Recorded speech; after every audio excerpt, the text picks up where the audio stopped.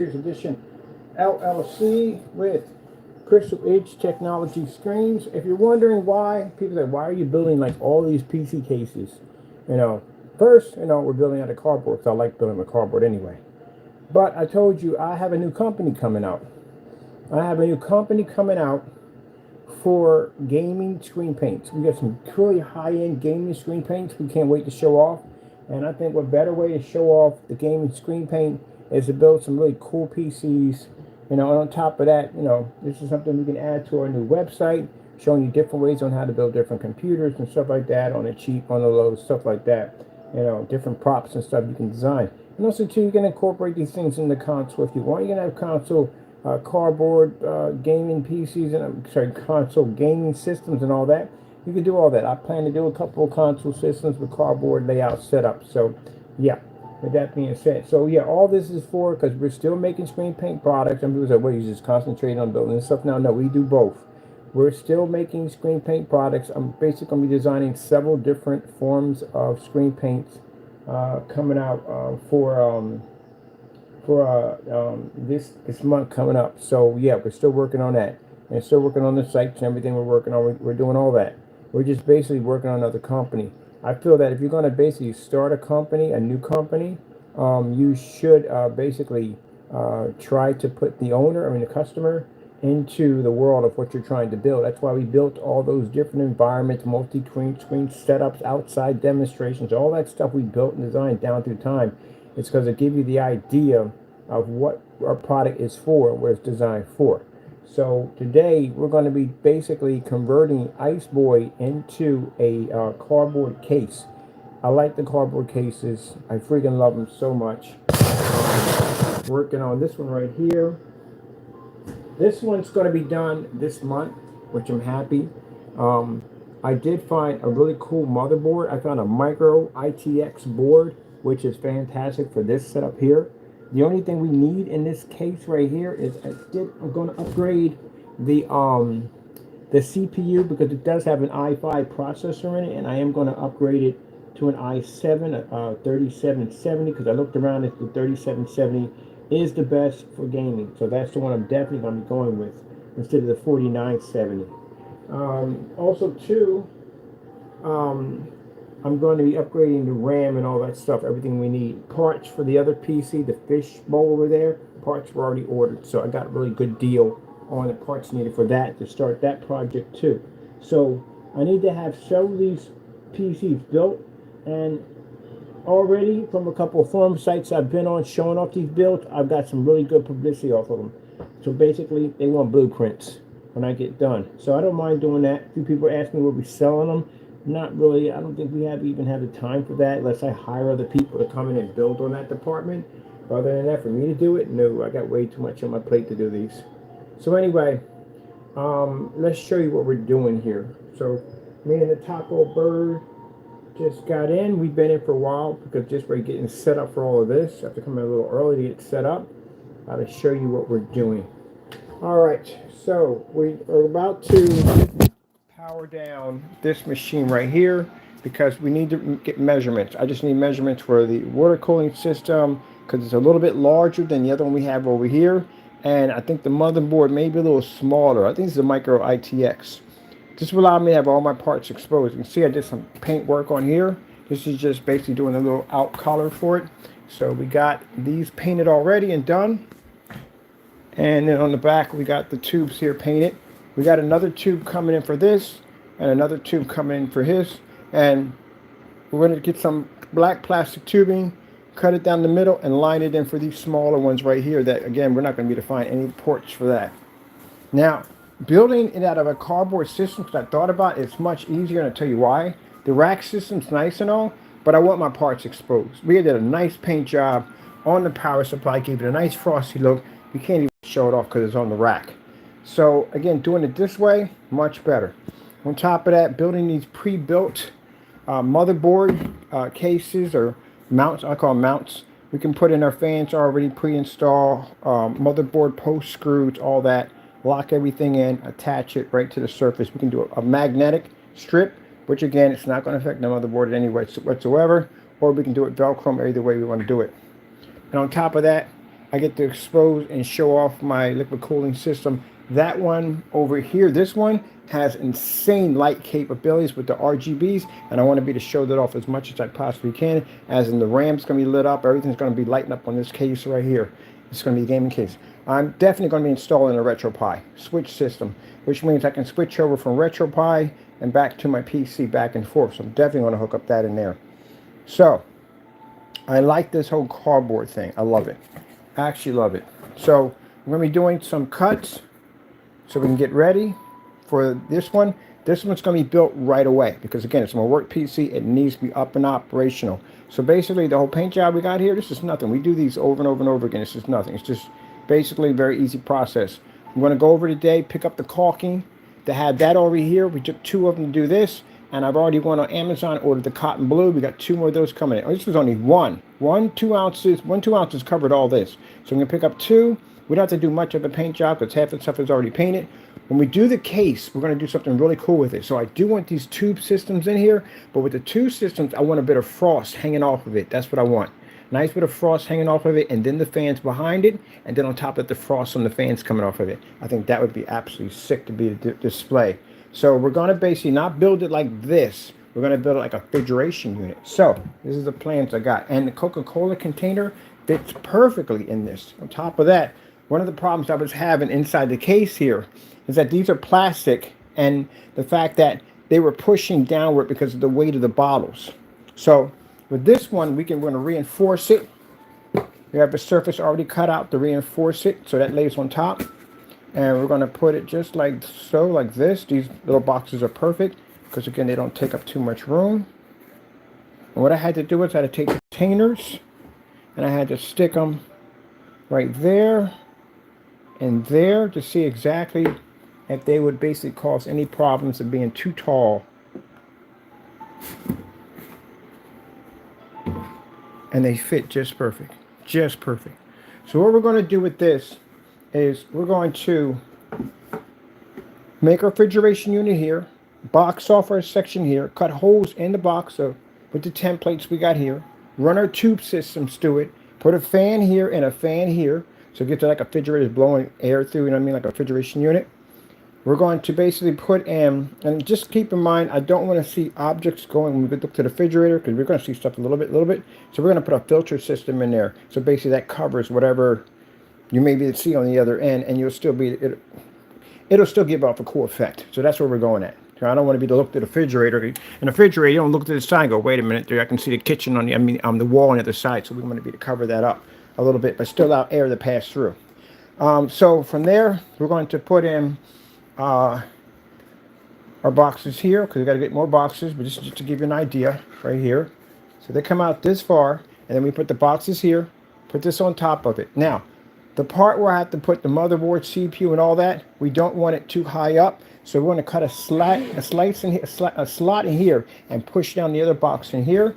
And then with the other box, we're going to bring up the liquid cooling system halfway up. It has to be halfway up because part of this is going to be in the other box. We're going to have our hard drive, our motherboard here with our graphic card here, and then back here in the back, because we don't need, in the back area right here on the side, push a little farther back. This is where we're going to put one of these cases in to put in for our hard drive system. This is for hard drive right here. It allows us to be able to attach a fan right here. I'm going to put a tab system that allows me to slide the hard drive right out. So I need to get access to it. So everything is designed to get access to everything, but completely all made out of cardboard.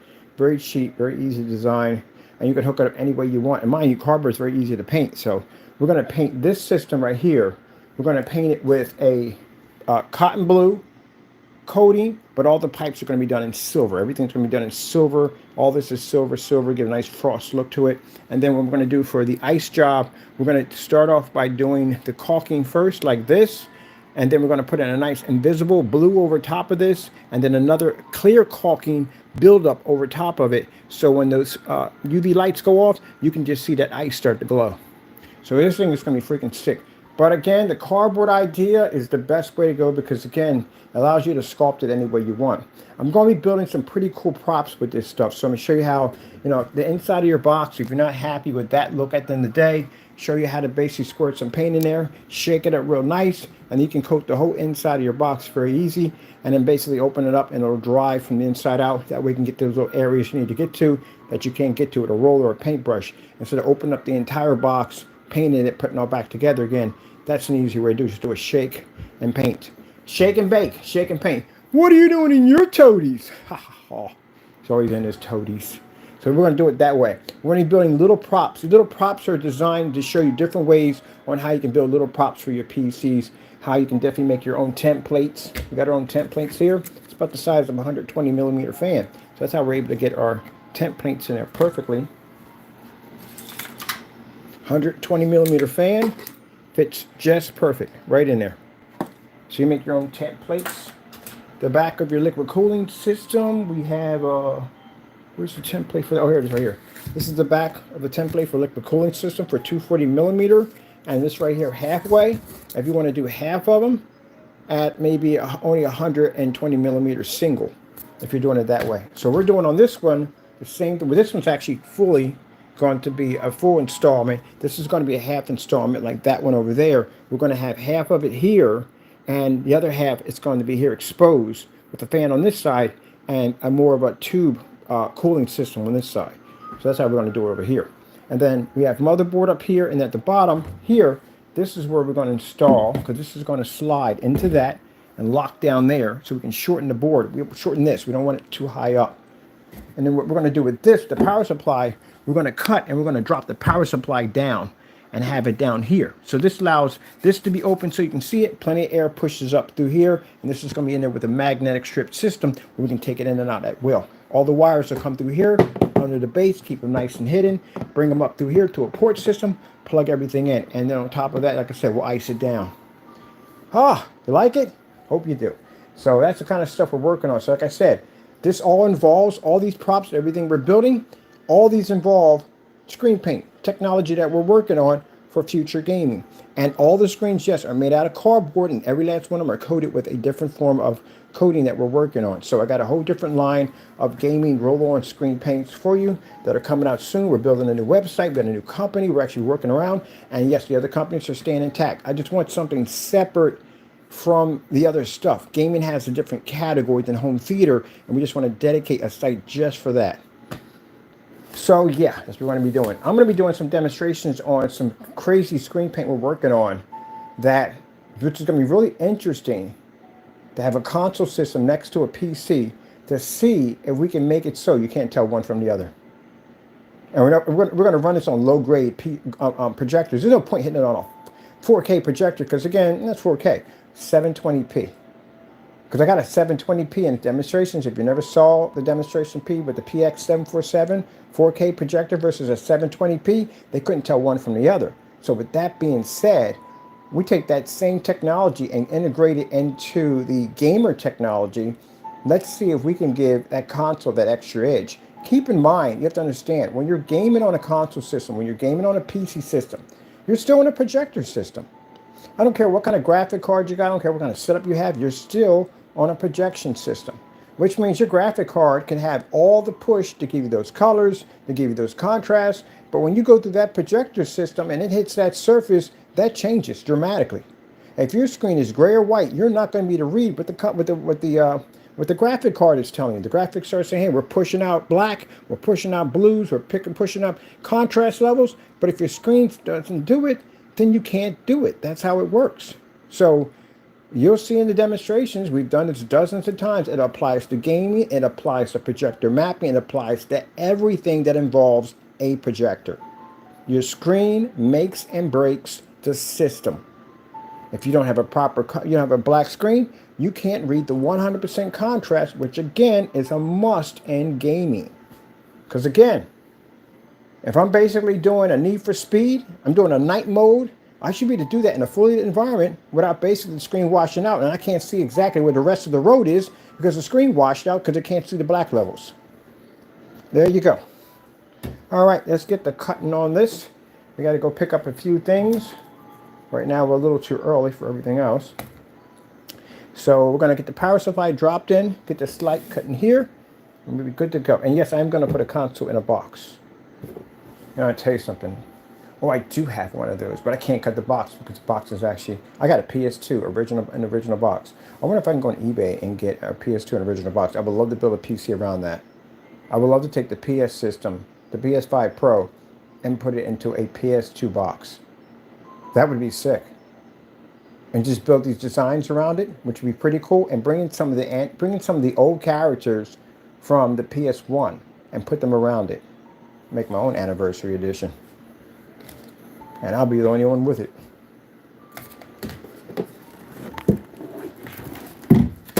I have a whole platform with all the old ones, man, with all the old school legends all around it. Yeah, I'm gonna make my own PS Pro Legendary Edition. I'm gonna build my own.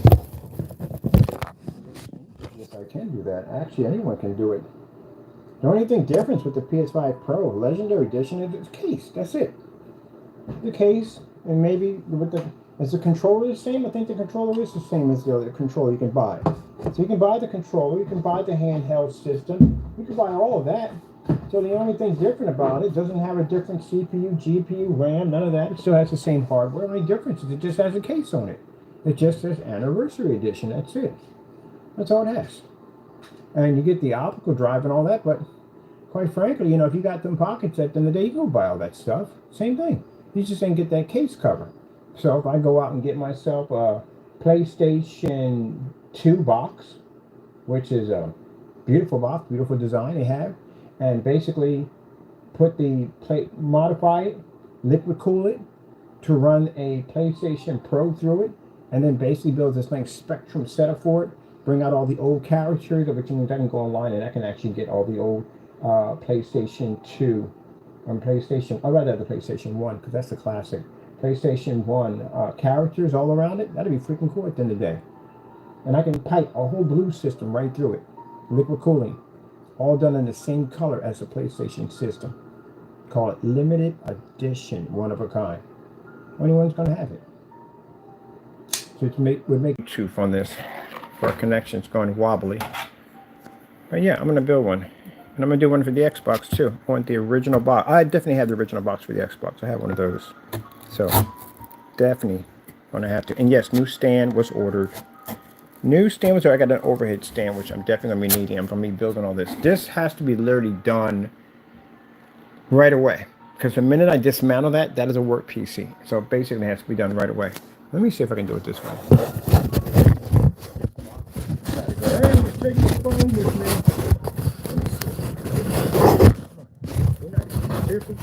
All the time. Oh, wait a minute. That works. It definitely works. Oh, so me every time I work this way. So I hope you're having a wonderful day. All is going well with you. You're up.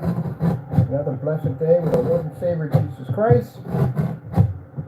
More knowledge, more understanding, and we are blessed to get today to be able to design something different.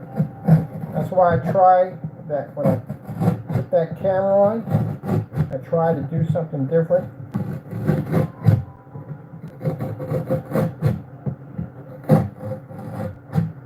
Now, the reason why I took a little break from the screen for a little bit, because I said before, all the demonstrations, we've done like everything. I put black paint on that screen every day. We do so much demonstrations on. I sat there and said, we got to design another screen because I'm already past this one already. So we got the new one over here we're going to be building. Also 250 inches. It's going to be a big screen. It's going to have a new form of Quasar technology sitting on it. I think it's ASTAR or AZAR, whatever. It's a blue technology. So I'm going to be showing that off pretty soon. So you'll get a chance to see that. Now, for the gaming technology, we have a gaming mat coming out. Looks like a yoga mat, but it's a little bigger than that. Yoga mats. And you can take it out, put it on the floor, drop your gaming system, have your kids game right off the floor. When they get done with it, roll it up, and take it anywhere you want. So we're working on that right there. The portable systems. We have the gaming on the go, which is going to be our portable gaming systems, Bluetooth speakers, free RetroPie, stuff like that. Alright, so we got our flap open here. That's ready to go. I'm going to slide that over there because that made it so much easier for me to cut this thing. We got to drop the power supply down because everything's going to drop. So let me get this part cut right here. Oh crap, is it double-sided on here? Yes it is. Alright, no problem. Should be cut like this, no problem. Just don't want to buckle my cardboard too much. And yes, we're building a project for a fish tank PC. The reason why I decided to build it because I can wrap all the way around my case, which I wanted to do. Keep the PC most likely in the middle, and then basically wrap it all the way around. So, and that way I can get more room in there to play, a lot more room in there to play, where I wouldn't have that much room if I went out and purchased and paid for it.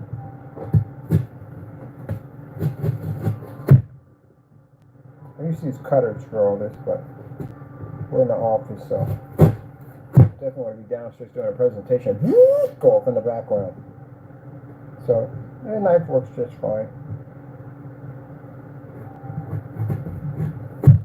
So, working in a second with the cardboard is too quick. We got it. There we go. It's cut nicely. We'll just get this other part here.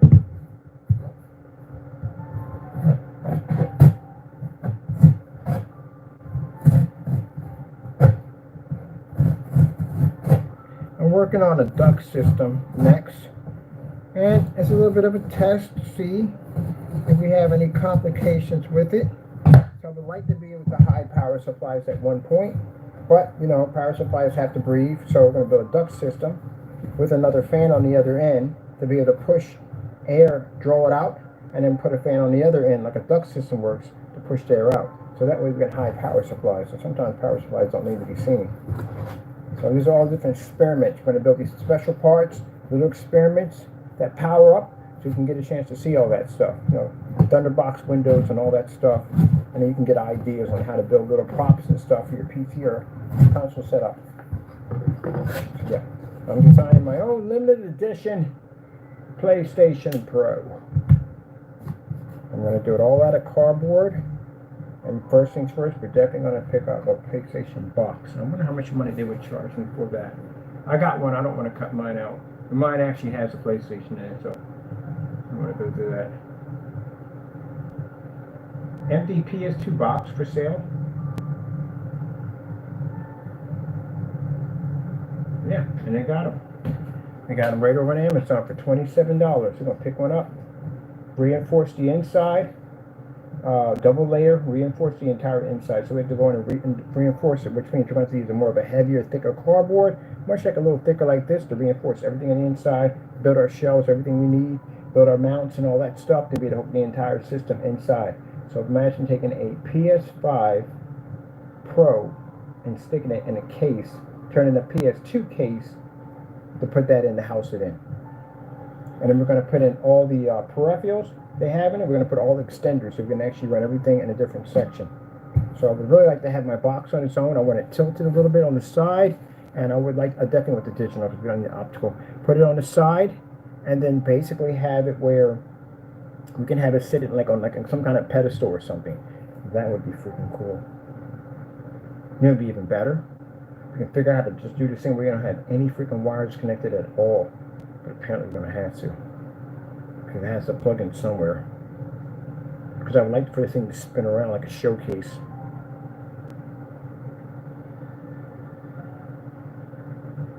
Gee, that would be pretty cool though. Told you we never do anything easy. It would have been an easy job to do it. Now in the back of me, like, we got to figure out how to get this thing to spin around. That'd be very cool. Alright, that's for another time. I got to concentrate right here. I'm thinking about that now. Alright, let's get our power supply. So I see that fits in there quite nicely. What the freak is a power supply? Where are you? Oh, right there.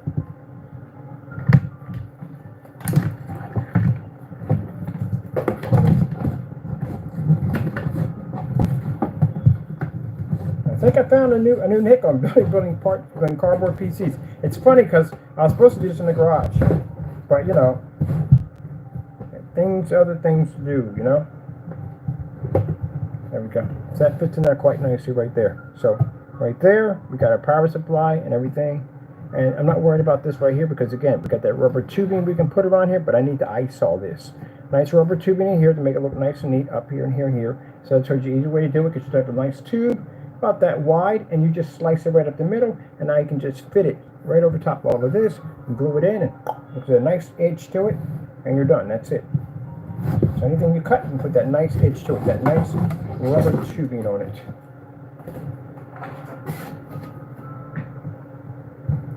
So that's done right there. Now we got to cut another piece because we need a piece right here to slide in. And I need to find my labels. I put a bunch of these things on here already again. I can't find them. It's the story of my life. And we have them. We don't have them. We get them. We don't get them. What a freak bird. Okay, we'll get to that point later on. We'll find out where we put it at. All right, let's get the other half done. And let's cut this part too. Can you see that part? There we go. Yes, you can.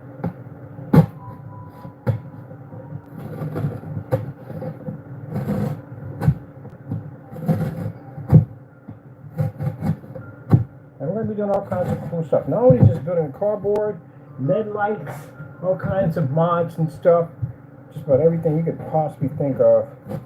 We're going to be working on it. I like this because it gives a chance for me to be able to incorporate our projection technology into this, into what we're building here. On top of that, the flex screens, so they're designed for that. We're going to have screens installed in with projectors. I got a PC I'm designing, a case I'm designing that actually involves a flex screen. It's going to be sick. And it's going to give us plenty of room to be able to pull the projector back, show it off, and show up the thing, and show up the PC build at the same time.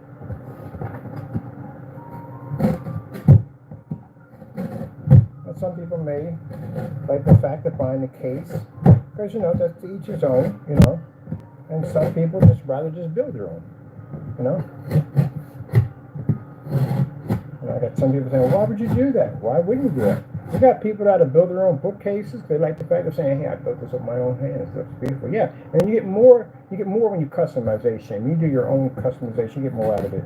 Because you know how many times you bought a piece of furniture and you go, well, it would have been better if they did it that way. See? And then when you want to do customization, that costs you more money, a lot more money. So, it's going to be interesting that we don't rip this. Whew. I'm going to start from here. Now, we're going to glue gun all this. So this will make things easier. Can't use the other glue. Not going to work well. Have to do those baby steps on here. Whew, yeah. Gotta remember, each patty has this moment. Take your time. So we got this part done right here. We have to cut this part here. I'm gonna need something. A piece of cardboard or something. And where's what you call it? Oh, right over here. So we're doing the artwork today. The caulking and all that stuff, and the paint and all that stuff. I gotta get this thing done. Alright, we're on this side right here for this.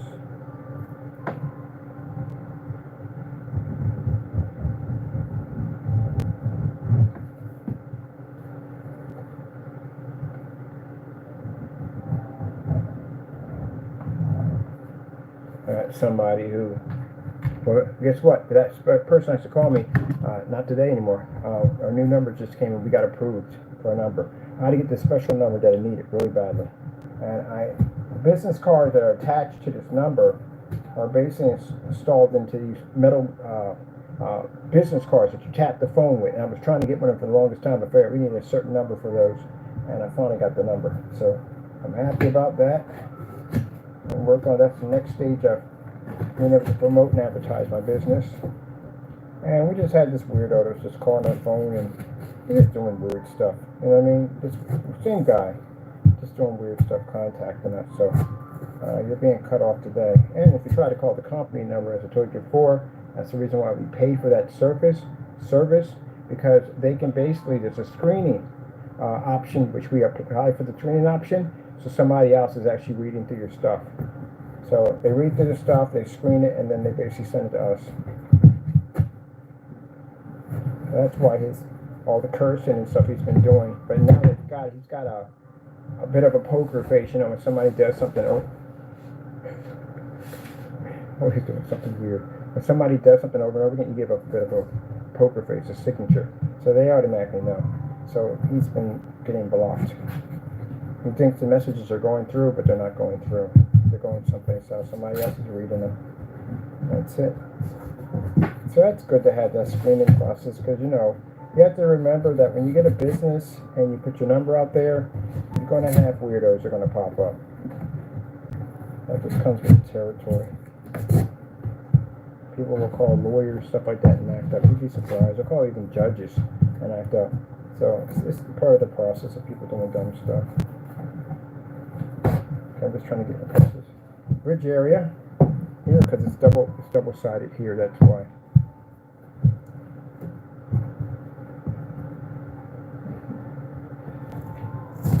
Oh, yes. I was so terrified I was going to jack that up. Like, you're going to jack that. We can't jack it up because we're doing a frost job on here. Merchant Impossible jack. We want to make sure it's neat, though. We want to jack it up. Oh, jack it up. Did I get this right? All right. Yeah, because that one over there is confusing as I don't know what. I had to mark all the parts over there. Like, oh, shoot. We got this right. All right, we're cool here. Oh, I'm sorry, can't see that. So we're slicing it right here so we can actually slap in the top where the motherboard goes into. Because, again, I don't want it to be too high. And this is actually the same width. These boxes are the same width. But yeah, so this guy contacted us and real short basically made some dumb statement to me saying that, oh, I'm going to contact the United States Postal Service and get you arrested because of the boxes. Let me explain something to you. I know people at the United States Postal Service. When you drop off as many orders as I do, you know them. You get to know them every day. When I go in there and I ship over paint, you have to have a certain form to ship paint, which means you have to show some form of data form, basically showing that your stuff is not what's the word for it, hazardous, basically has to be water-based, all that stuff. So I had all that stuff printed up and done, because if you ship to the United States Postal Service, especially large quantities of it, you have to have these documents, and we have these documents on every single box. You ever got a box from me, you notice there's a little readout at the bottom. That's a document right there. So we have to have that. Anytime we're shipping it over, and we have to push those penalty things we have to hit, all that in there. So they know me at the end of the day, all the time when I go in there. They know who I am. And they know I build PCs. They know I work on all the like projection screens and all that stuff. So I show them videos and stuff I'm working on. And I show them I'm building I want to say, hey, look, I'm building a projection screen and I'm building a PC out of post office boxes. So yeah, they know this already. So the only time it becomes a felony is when you're basically using the boxes for something like, you know, shipping something like drugs or weapons or something like that. Or basically, if you're basically harassing people through the United States Postal Service and you're using it to basically commit a crime, this can get you in trouble. Or if you ship somebody something that you know at the end of the day that it isn't what you sell and you committed fraud by, you know, black paint on the other hand, let's put it out there. Yeah, that's post office mail fraud. Your intentions are to do something sinister and use the United States Postal Service while doing it. That's what that's for. So no, understand that. Look, you contact me with dumb nonsense. Yeah, we again, I'm a research junkie, okay? And I do talk before I actually do stuff, because that way I keep myself out of trouble, or potentially won't get myself in trouble. You know, so that's what that's for.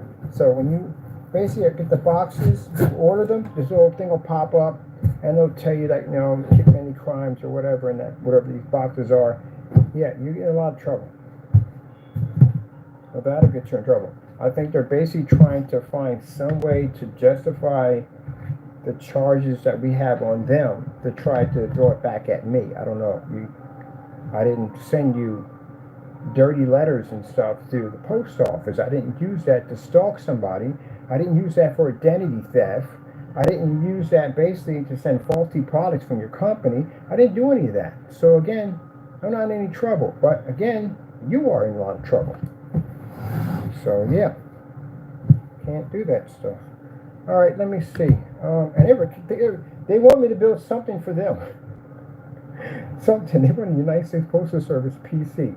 Literally, I got to ask that question. I go, you build it? Because he went there for its home. And I was like, that's interesting.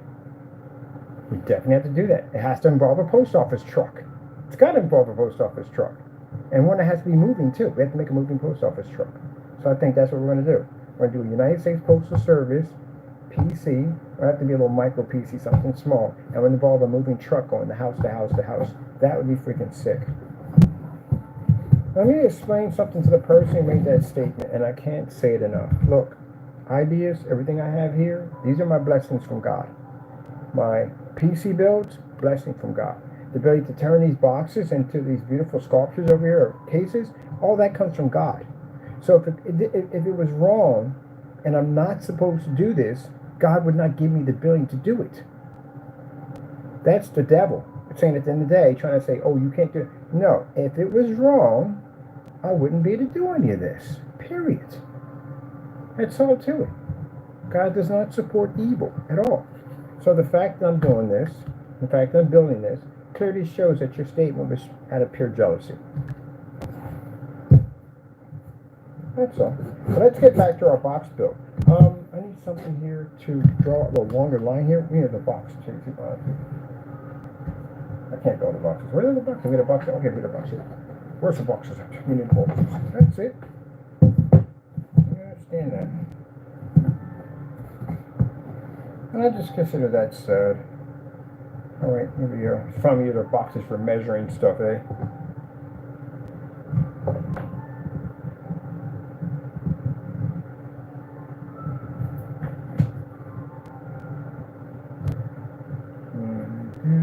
Birds.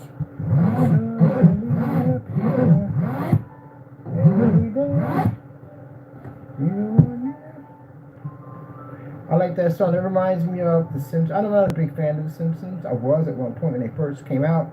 But then I found out the guy was an atheist, and every time I turn around, he's making some wise crack joke about God. I'm like, okay, we're done on that one.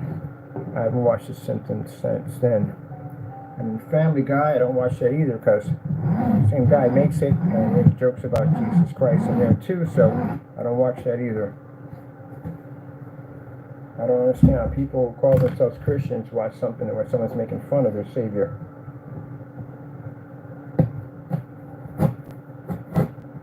Okay, here we go. We'll cut this in real quick.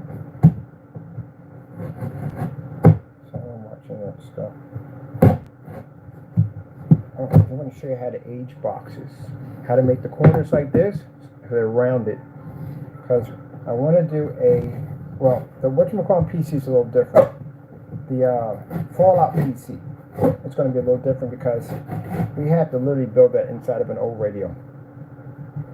So that's going to involve cutting equipment. Definitely. So I'm going to have to cut that whole thing out. So I can go in and basically put all the mounts and everything into the motherboard. I tell you, these micro ATX boards are freaking godsend. If they were the regular like AT boards, ATX boards, even a micro ATX is still too big. These things are freaking amazing.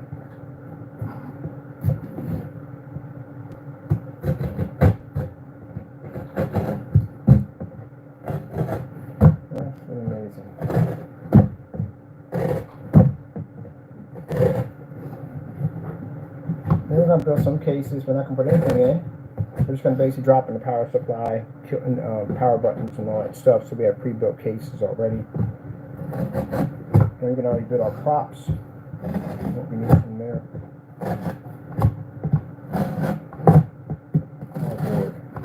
Cardboard is amazing. It's amazing.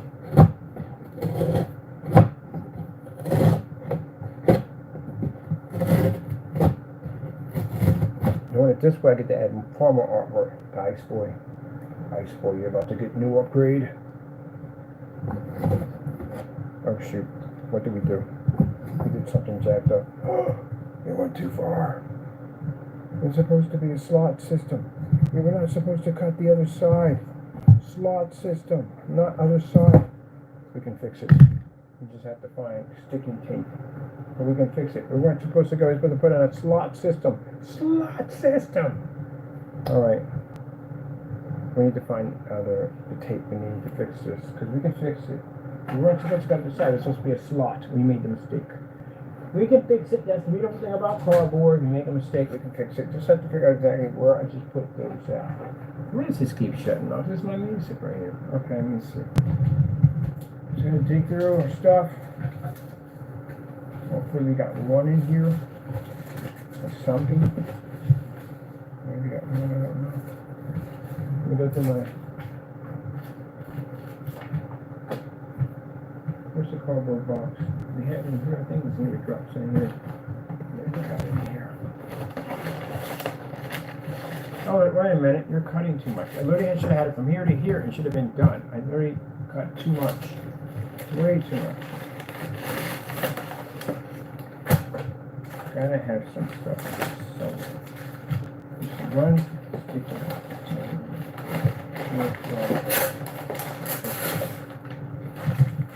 Yeah, I know. I need to get a file cabinet. It works for me. I know where everything is at. It just works for me.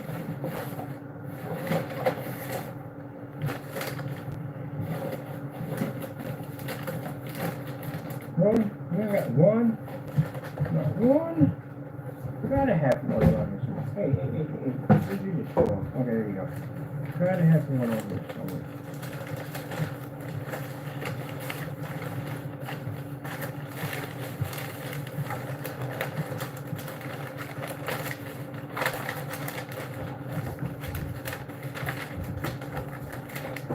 Cat flying by at 100 miles an hour because he got the zoomies early in the morning with the zoomies. How do you get the zoomies top when you don't drink any coffee whatsoever? Let's say zoom, zoom, zoom. Like the boom, boom, zoom, zoom.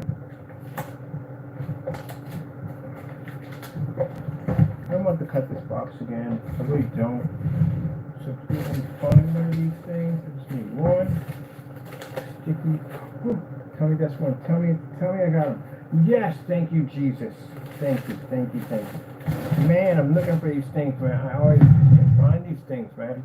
Thank you. I don't have to go and have to recut that box again. Thank you.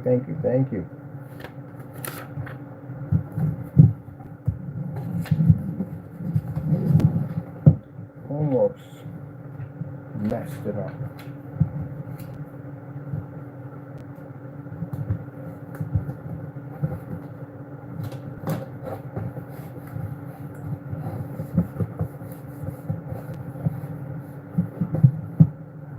Yeah, tell me about it. Round. Yeah, like round in the back, like here, round. Like, what did you do, Dad? What did you do? Round. What did you do? Heaven to Murgatroyd. Heaven to Murgatroyd. Remember that back in the day, that cartoon. Heavens to Murgatroyd. What did you do, Daddy? What did you do, Heavens to Murgatroyd?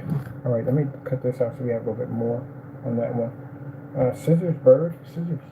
I'm building me a utility unit from cardboard using our magnetic strips so I can connect our items to it because I can't organize my stuff. My stuff is everywhere. There we go. Heaven to Murgatroyd. Beautiful thing about cardboard, you make a mistake and always prepare it. This is going to be the bottom half of the case. Got to paint all this white. That's another thing too. I can paint my refrigerator system white from the inside because I couldn't do that because I couldn't get the rack in white. I was like, crap. Jimmy the Crickets. Crickets. Something telling me you're doing too much. Now when you're putting those seasons in, and it tells you, back it up, you're putting too much in, and back it up. And you don't, and you just jack it up. Now you can have it perfectly. Make something and it be perfect. It tastes perfect. But in the back of your mind, like, what about a little bit more? And don't listen to that one that says, what about a little bit more? Because that's the one that would jack it up and have you sit in the chair. It was perfect until I put that extra spice into it and messed it up. Just leave it alone. Let it be. Every patty has its moment. I'm curious how I think we damaged this thing. No, no, no. Can we go on the inside? We have to go on the inside and do the seal. Yeah. That's a little better. Definitely a little better. Remember, we're going to hot glue this in too on top of that, so that's good. Everything has to be hot glued in anyway. We have to do the seal on the inside too. I remember that in here kind of reminds me of this dark area, reminds me of freaking Borderlands, when you get in that area with the subway, and in the area where the subway's at, there's these TVs down there, these security monitor systems, and you have to keep going back to this little area in the back where these switches are at, and you have to figure, it's a puzzle, you have to figure out how to hit the right ones, like 6 switches, how to get all the monitors to come on at the same time. And when you do, this guy comes out, this crazy guy comes out of there with freaking, you shoot him, he's fast too, so he'll be running up on you, he'll be shooting at the same time. So I tried a rocket launcher one time and he got too close and took me out with him, but I learned to use the submachine guns work better, because I can get him to chase me and I can basically shred down his armor, and then he's down to next to nothing, then I whip out that rocket launcher and take him out, and he drops the golden gun. The golden gun, yes. Remember the golden guns? Like the gun gun? The gun gun was amazing. The people get the gun gun, but the other thing, you can make money off the gun gun. You make so much money off the gun gun. But you had to find those special crystals, those shards, those purple shards to get it to work. And they patched it, but for a while I told you, I did a video tutorial on you how to go in and get endless shards, because for some reason, after you kill that freaking carnival ride boss, they get reappearing in this one section. You just have to keep going in and out to keep respawning those shards. And once you get enough of them in there, you can basically go back and fire off the gun and take all the most expensive guns and take them back to the guy and sell them back to him. And you just have millions of dollars. I signed up with millions of dollars on my account. He was like, no, man, you modded it. I said, no, you're not really actually just going to do that. Actually, I found one on GTA too, with Trevor, in the parking lot. He's going to the parking lot, cops would chase me, I'm going to the parking lot, and you went to the far wall and you pushed over, you'd basically pop out on the other side, the opposite side of the parking lot, and it would cause the stars to cancel out, because the system basically, you weren't there anymore, you actually disappeared and it basically reset. Yep, I have it on my account showing you how to do it. With a motorcycle, you gotta do it with a motorcycle. Found out by accident in there, I had a glitch in there. There's a bunch of them in Left 4 Dead. Left 4 Dead had a ton of glitches in them. A ton of them. There is one in the cornfield that the way you can figure out how to prop, you can get up on top of that little shack out there, and the tank couldn't get to you because it didn't know how to get to you, because it wasn't programmed to be in that section. That's why it can't get to you. And it's not programmed to go there. So you can sit there and look at it like, what are you going to do? Witches couldn't get to you because, again, you can't climb up there, not programmed to go there. I used to love Left 4 Dead. That's my favorite game. Alright, did a good job repairing it, getting it back to where it needs to be at.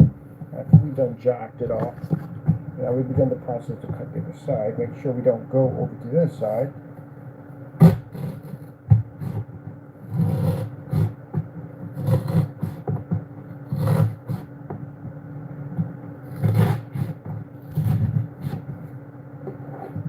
I'm gonna get hot glue at Family Dollar. I should be able to get it from over there. I'm gonna start working on this right away. So when Thanksgiving comes up, you have a happy Thanksgiving. I'll be with family as always. Me and the taco over there. Hope you have a happy Thanksgiving too also. Be safe out there, people.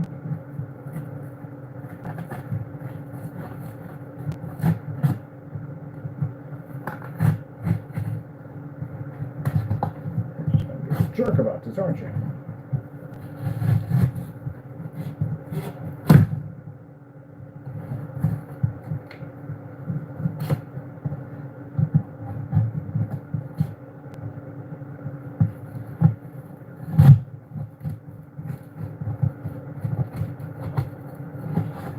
Your teeth come in handy on the blade. I forgot this is double plied. It's definitely dope. Let me see something. Yeah, I could have literally just moved it over to the side and got right here, but no problem. Literally, didn't have to cut through all that. Live and learn. Alright, we'll read it back all that. That's nothing. Because we have to cut this box in an odd area.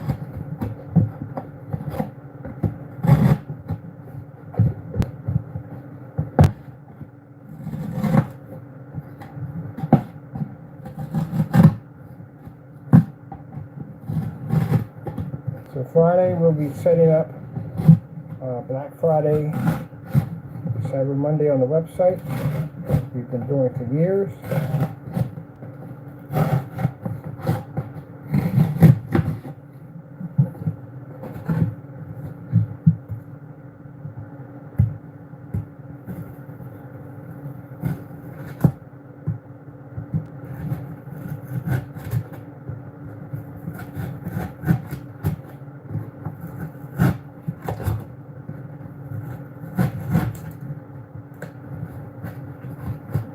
Back my knife. Thank you. I have to say, I would be at the hardest part of cutting out on this thing. Jeez. Alright, let me see. Give myself some nice tabs here.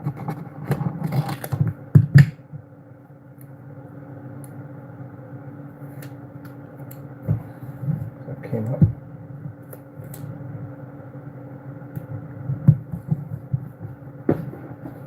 Have you gone and folded that over? Oh, we could have folded it over. Oh, Mother Frankenstein. Mother Frankenstein. I already cut it out already. Alright.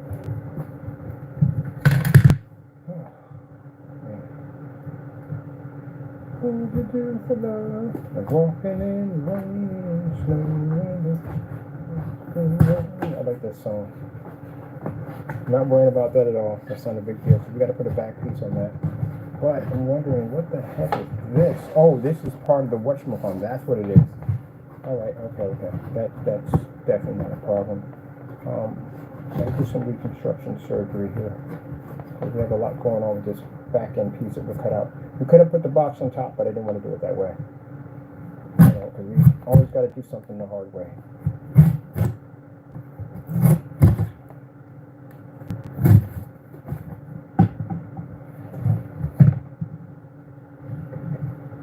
Can't do it the easy way. Do it the easy way. It's so funny.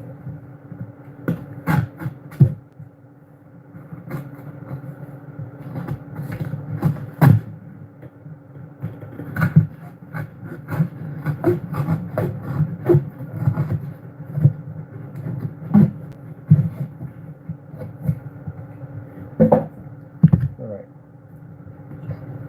Let's fix the monstrosity. Get it fixed.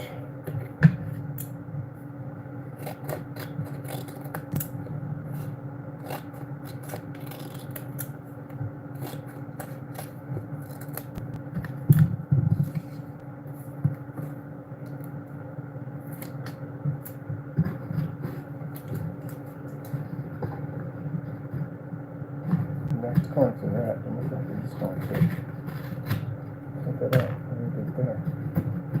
Necessary.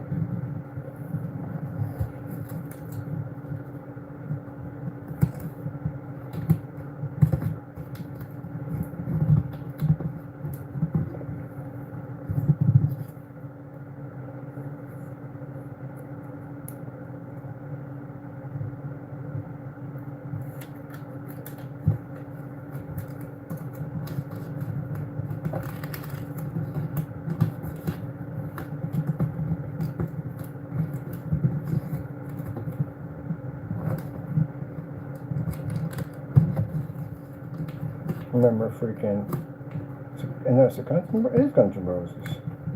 It was in Burnout Paradise.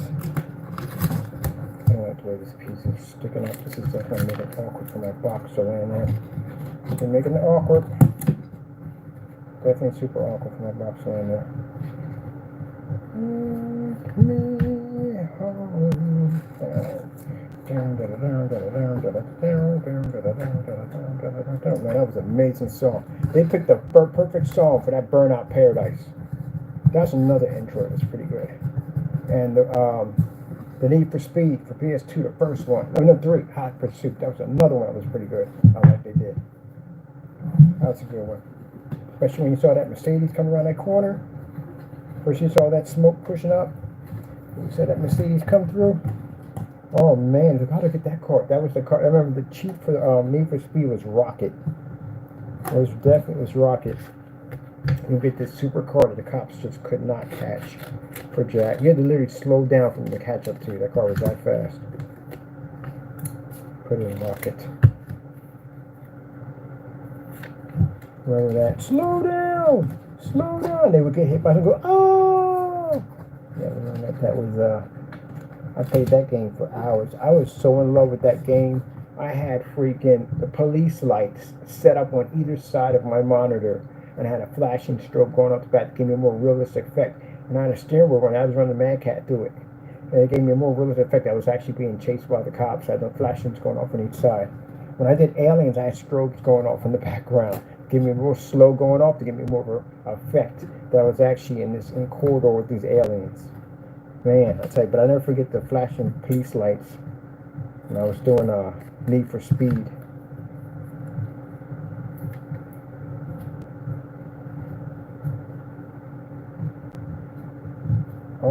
Always about this and doing something, trying to do something different. Our buddies would come over and they see these strobe lights and freaking police lights. I was like, yeah, man, I do Need for Speed this way. It's the only way I can do it with the cops. To give you more realistic effect when the cops were chasing you.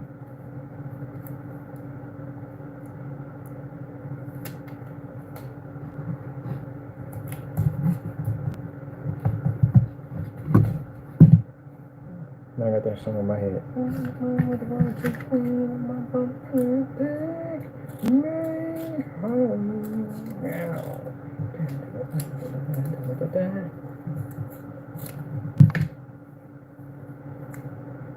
I think the music I liked in Vice City had good music. Vice City had some really good music in Vice City. The soundtrack was amazing. I don't know what the frick was going on with freaking Grand Theft Auto 3. I don't know what the heck was going on with the music in there, but I know the music in Vice City was freaking epic. It's all 80s music. Especially had Phil Collins in there.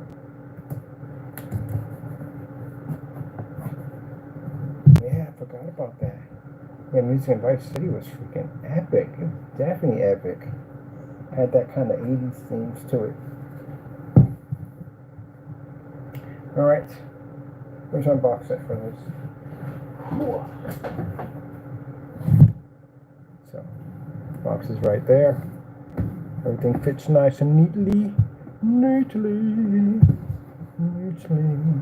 I'm just going to hot glue all this in, because this has to be hot glued in. Definitely has to be hot glued in. This will be the way it has to be. And this allows me to put my power supply here. And like I said, we're going to do half and half with the you can do half and half with the liquid cooling system. It's going to be here and up here. Power supply here. Motherboard there. Hold on for a minute. Let me get the motherboard over here, which is covering them. Oh, gotta be careful. I think there's a weak area right there. Maybe we're going to put a reinforcement wall in there. So see, that's why it does micro ITX boards, man. Perfect. They fit perfectly. Perfect. So that right there, liquid cooling system right here. And we're going to put all her buttons here at the bottom to be able to turn everything off right there. So we're definitely going to have to put a reinforcement in there. So give me a minute. I'll put a reinforcement divider in there. That section over there.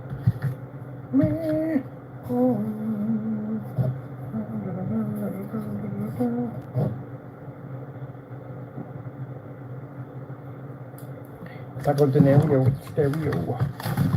Denario. You have the stereo, Denario. Denario's got the stereo.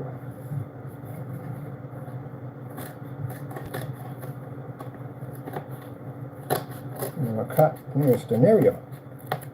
What's his name? His full name. Taco Denario, look at reviews, but you could remember his name. It ain't just Taco. His name is not Taco. My Dominican brothers gave him the rest of that name. I came in, I was like, what's your cat's name? I said, I call him Taco. I can't call him Taco. I said, why? Because that's racist? He said, no, because his name is too short. So yeah, that's how I got the rest of his name. I do not, because his name is too short. They literally sat there and gave him the whole name. Taco de Nero Roberto Rodriguez Bird. Yeah, wow, because you got my last name. When people would be like, what's his name? Taco de Nero Roberto Rodriguez Bird. My Dominican brothers gave him that name. My Dominican brothers.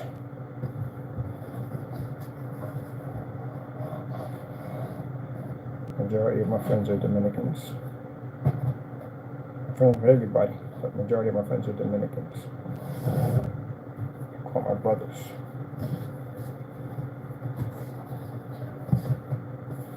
Everybody's my brother at the end of the day, truthfully. But I dated a Dominican, and all her friends are my friends, which I should not be friends with them. I got all her friends. Ha ha ha.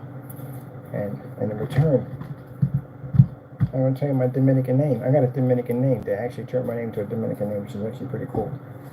And the funny thing about it is, the person who gave me the name is not even Dominican. He's Puerto Rican. He gave me the Dominican name, which is funny. It's interesting too. It's interesting. I never could understand that whole race thing with Dominicans, Chinese, Japanese, different races and stuff. The Asian community, Japanese consider themselves to me the more superior blend of that race, which again, no one's more superior than another. Understand you're all equals in the eyes of God, no one's more advanced than the other, but that's what they believe. And then the Koreans don't want to be called Chinese, and Chinese don't want to be called Korean. They get extremely offended if you do that. And then if you call Puerto Ricans Dominicans, they get upset, and you call Dominicans Puerto Ricans, they get upset. And Mexicans get upset if you call them either one of them. I'm looking like, well, wait a minute, let me get this straight. Can y'all understand what each other is, or can you understand what he's saying? It's like, yeah, the dialogue's off a little bit, that's it. But you can still understand what they're saying. And I'm like, well, wait a minute, the dialogue's off a little bit, and you still can understand what they're saying. I don't get that point. I don't get it. One race thinks they're better than the other race. Let me explain something to you. No one's better than anybody. That's how it works. So you go to heaven, God does not say, oh, because you're freaking Japanese, I made you the more superior race. We put you in super heaven. No, there's no such thing as that. Everybody's in the same category. I don't care what race, whether you're rich or poor, whether you're whatever race you are in the same category. No one's better than another. That's how that works. I had to have that conversation with my friends one time. Because then you could be paranoid in the car, but to ask them, unless you see the symbols up there, like you see the Dominican flag, you see the Puerto Rican flag or something, and I'd have to ask, like, excuse me, I mean, disrespectful, what's your nationality? Because again, some of them, not all of them get upset like that, but I have friends of mine that got upset, like, what the freak did you just call me? And I was like, Puerto Rican? And he was like, no, not, how would I even know? Like, seriously, how would I know? I don't know. I mean, I'm not trying to be rude or disrespectful or anything, but, it's kind of hard to tell sometimes. I mean, I really don't know. I've been around you guys for a while. I'll pick it up because I know it's different ways you had to make your food a certain way, and, y'all listen to different music and stuff like that, you know what I mean? So, which is interesting because my best friend, her husband's Puerto Rican, so their kids are Dominican and Puerto Rican mixed. So I'm like, okay, so how does this one work for you guys at the end of the day? How does that one work out when you're both mixed with both races? Now you really can't tell which one's which. I couldn't tell before which one was which because I had to hang around with them to pick it up. And then I realized, like, oh, okay, you gotta hang around for a bit to understand. The food's different. It's not all the same. The food is different. The dialogue is different. It is. But you got to be around to pick it up. But you're not going to get it right off the bat. So it took me a while hanging around with them, chilling with them to figure out, like, okay, I see. And the Mexicans talk different. Their food's different. Their culture's different. But it's interesting because they can all understand each other.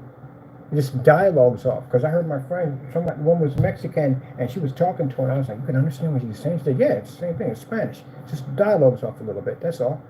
What they say may be something different. It means something different. And what they say means something different. I'm like, wow, it's just too confusing for me. I'm going to stay over here in this corner where I belong. And I'm just going to stay here in this corner where I belong. Yeah, it's just crazy, but that's what it is. So you can't say technically they're all the same because they're not.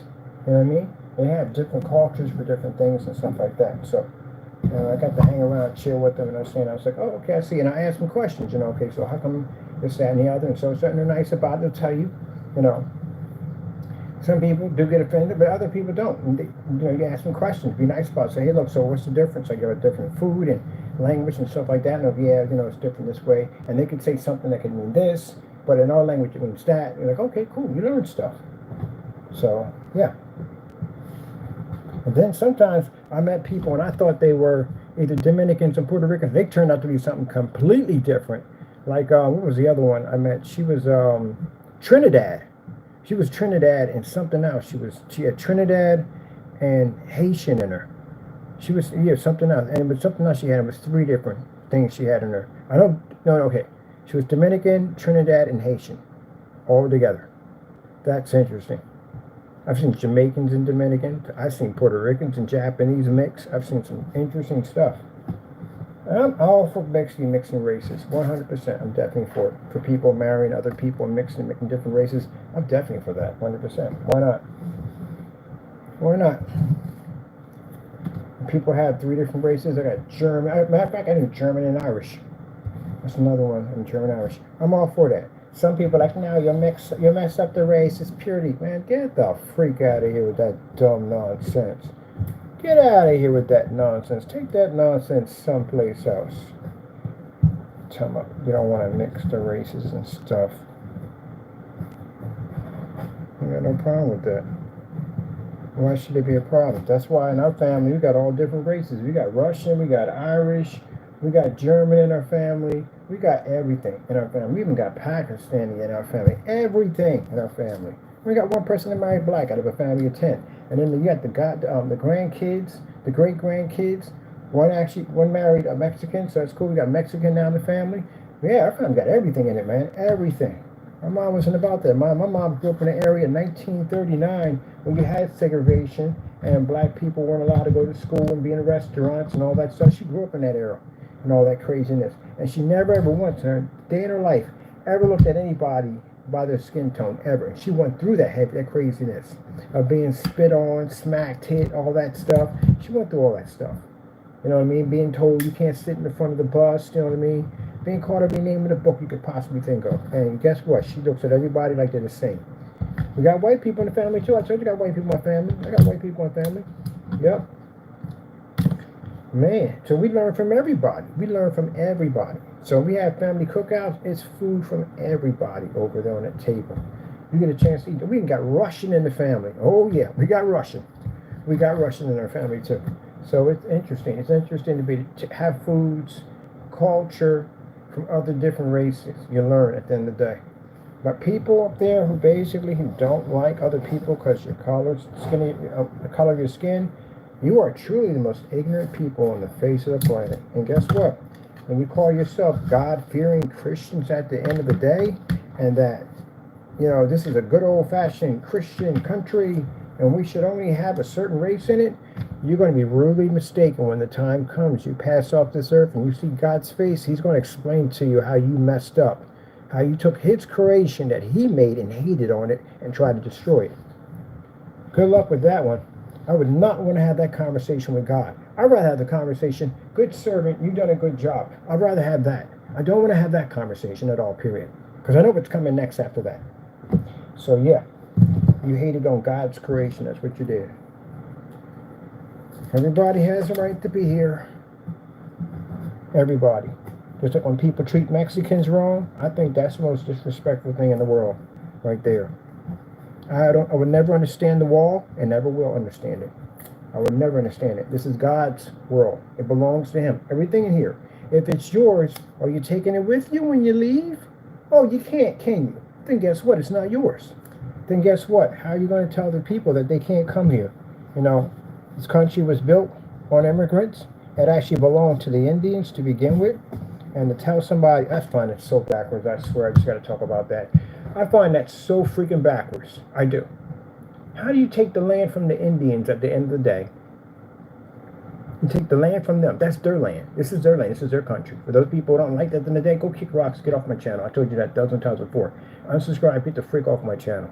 Because I'm really passionate about that. This land belonged to the Indians. It belonged to them. And Not saying that you can't say that no, you can't blame the whole entire race for that. You can't. You blame those people that were involved in that. And again, like I said, in any time of history, you always had people that basically stood up against that kind of nonsense. There were people that really didn't like the fact that people what they did to the Indians. But how do you turn around? That is like it's so backwards. How do you turn around and defend a a country that you took? That's the part that gets me. That's the part that gets me at the end of the day. And how do you try to kick out a race of people from a country that was never yours to begin with to kick anyone out? Think about that. Sorry if I got deep inside your head at the end of the day, but guess what? It needs to be there. Because you need to understand reality. Some people don't want to understand reality at all. Put our temporary tape here for the time being until we glue everything in. But some people don't want to get that reality check.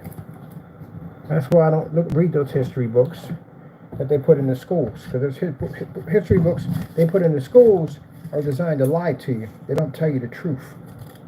If they told you what really went on in history, you'd be shocked and awe about it all. But I find that interesting. That again, you can't discard. That's why I'm not a big fan of Christopher Columbus, and that's the reason why I showed you the statue they had over in Philadelphia, was shaped like what it was, because that's what they considered him to be. Because you can't discover something that someone's already been on. That's the equivalent of me going over to your house, kicking in your front door, bringing the army with me, and telling you have to leave. And then plant a flag in the middle of your freaking living room and take your place. That's what it is. But that'd be wrong, wouldn't it? Because that's your house at the end of the day, right? You earn the right to be there, right? You don't want anyone coming in and taking something that you worked hard to build.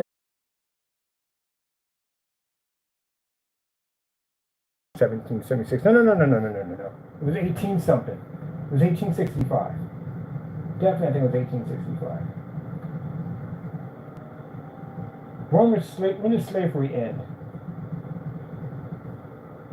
1865. Woo! Tell me, I'll be kicking it, boy. In Jeopardy, we do Jeopardy. I'll be kicking it in Jeopardy.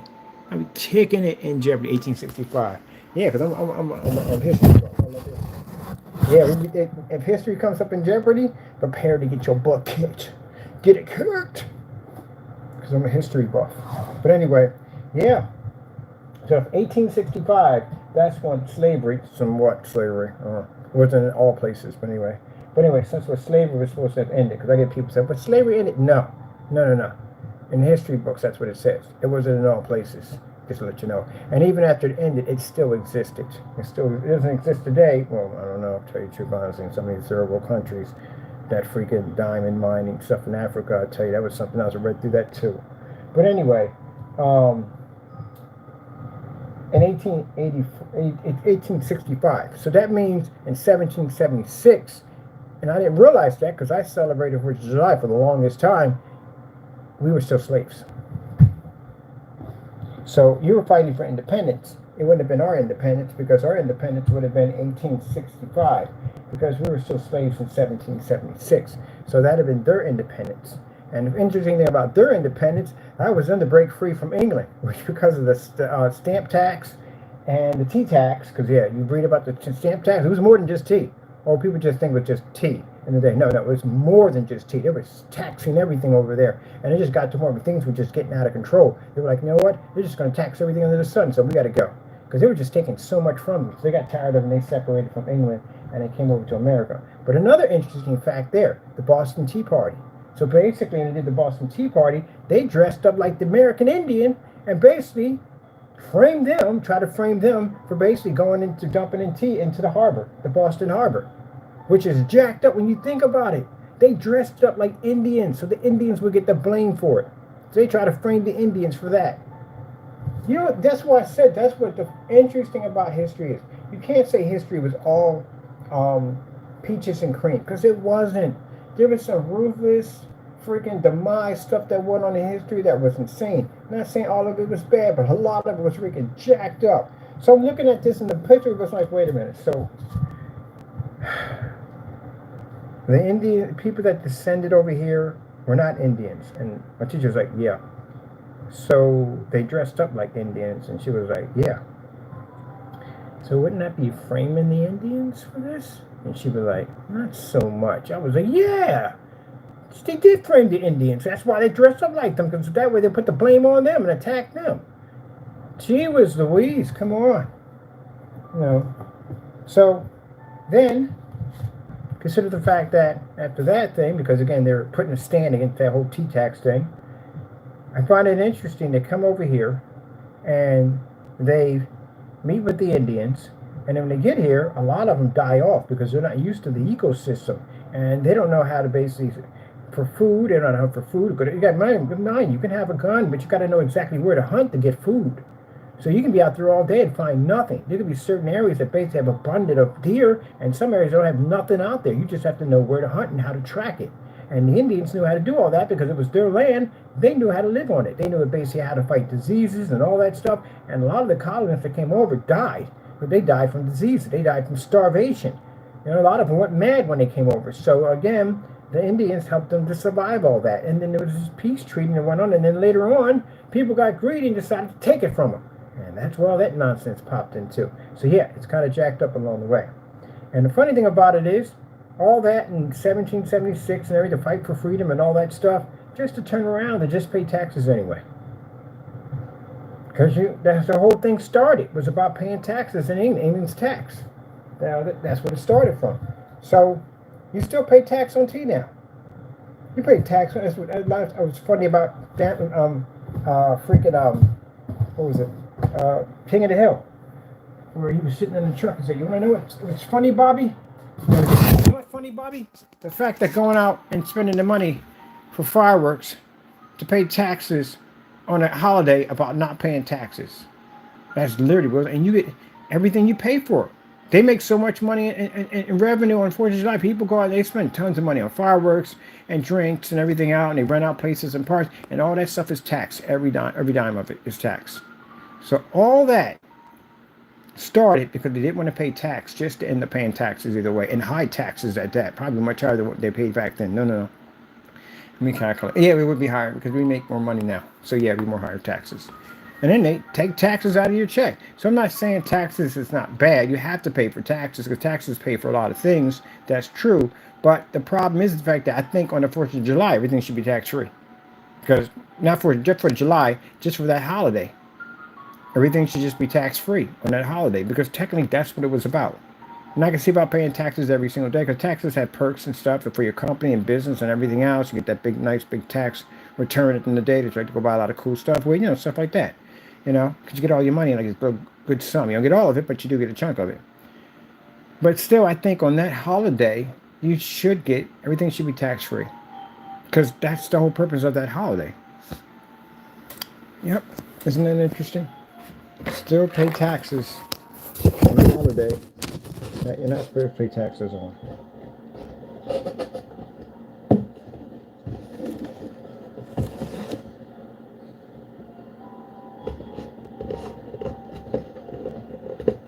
All right, we got this done right here. A lot of chatterbox.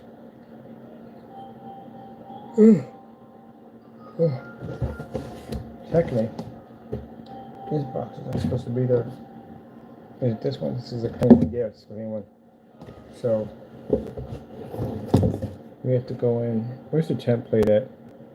Template here. Alright, get back to my oopsie. Take my side and hit everything over there. Yep. That's what I love about my family, because some of them are history junkies, and we all get over and we debate stuff and talk about stuff. Some are all about the conspiracy theories, the moon landing and stuff like that, and it's pretty interesting. That's why I like going to different forum sites and having these conversations and stuff. I'm open to everybody's opinion, even people believe in aliens. I'm curious what your mindset is on that. It's an interesting theory. So I'm not going to shut you down and say, oh, that's not true. Or so. No, I know it's not true in my head, but still, speak your mind. I want to hear what your thoughts are. And we'll talk about your thoughts and stuff like that. I'm not going to shoot them down. I can't support them, but I can basically talk with you as a peers as hey, that's pretty cool. I think that's a very interesting theory.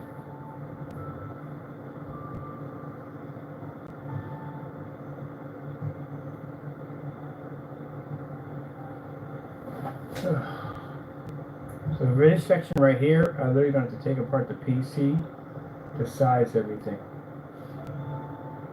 That's what I have to do.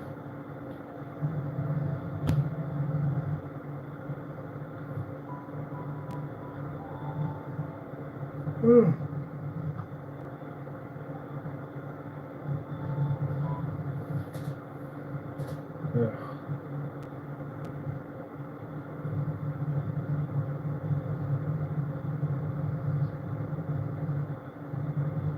I should be talking less right now, very little, because I have a mucus buildup in my chest.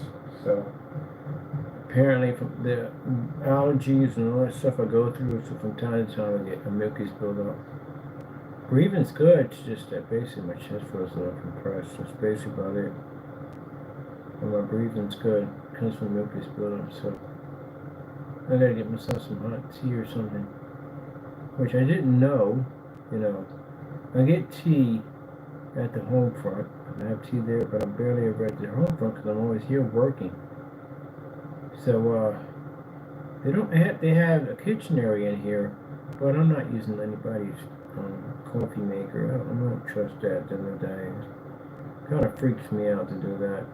So the law office downstairs has a coffee maker in there, and I'm like, oh shoot. You guys can have coffee makers in there? It's like, yeah, you can put a coffee maker. You can give coffee and tea to your clients. And you can have tea and coffee for yourself. I didn't know that. So, you know, I always talk to the owner first. And he was like, yeah. He was kind of wondering why I didn't have one in here. So I'm going to go pick me up a coffee maker, which I don't drink coffee, I need one for tea, because that's what I usually drink. I drink that tea and lemon and honey, and it breaks up the mucus in my chest. And I get that every time when the season changes, or basically when my allergies are really bad. And right now I got that mucus in my chest right now, so I should be calming down and not talking so much. Keep it short and simple. But my breathing and everything's good. It's just that mucus build up. I don't like taking that Mucinex. I hate that stuff. Stuff dries you out too much. It would be prone to be dried up, and jeez, man.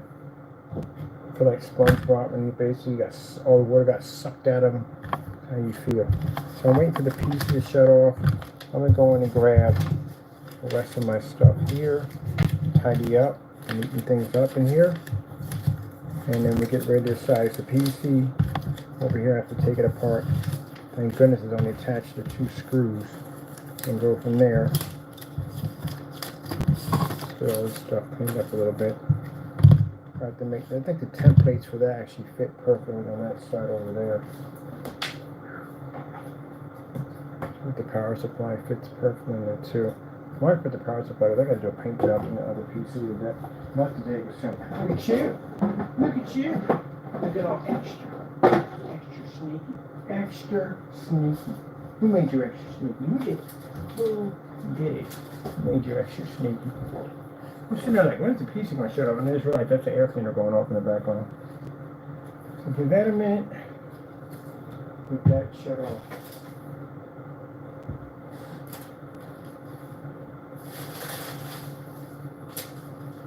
So at least I'll be to have today go over to Family Dollar, pick up a percolator, and then get some tea and break this stuff up in my chest.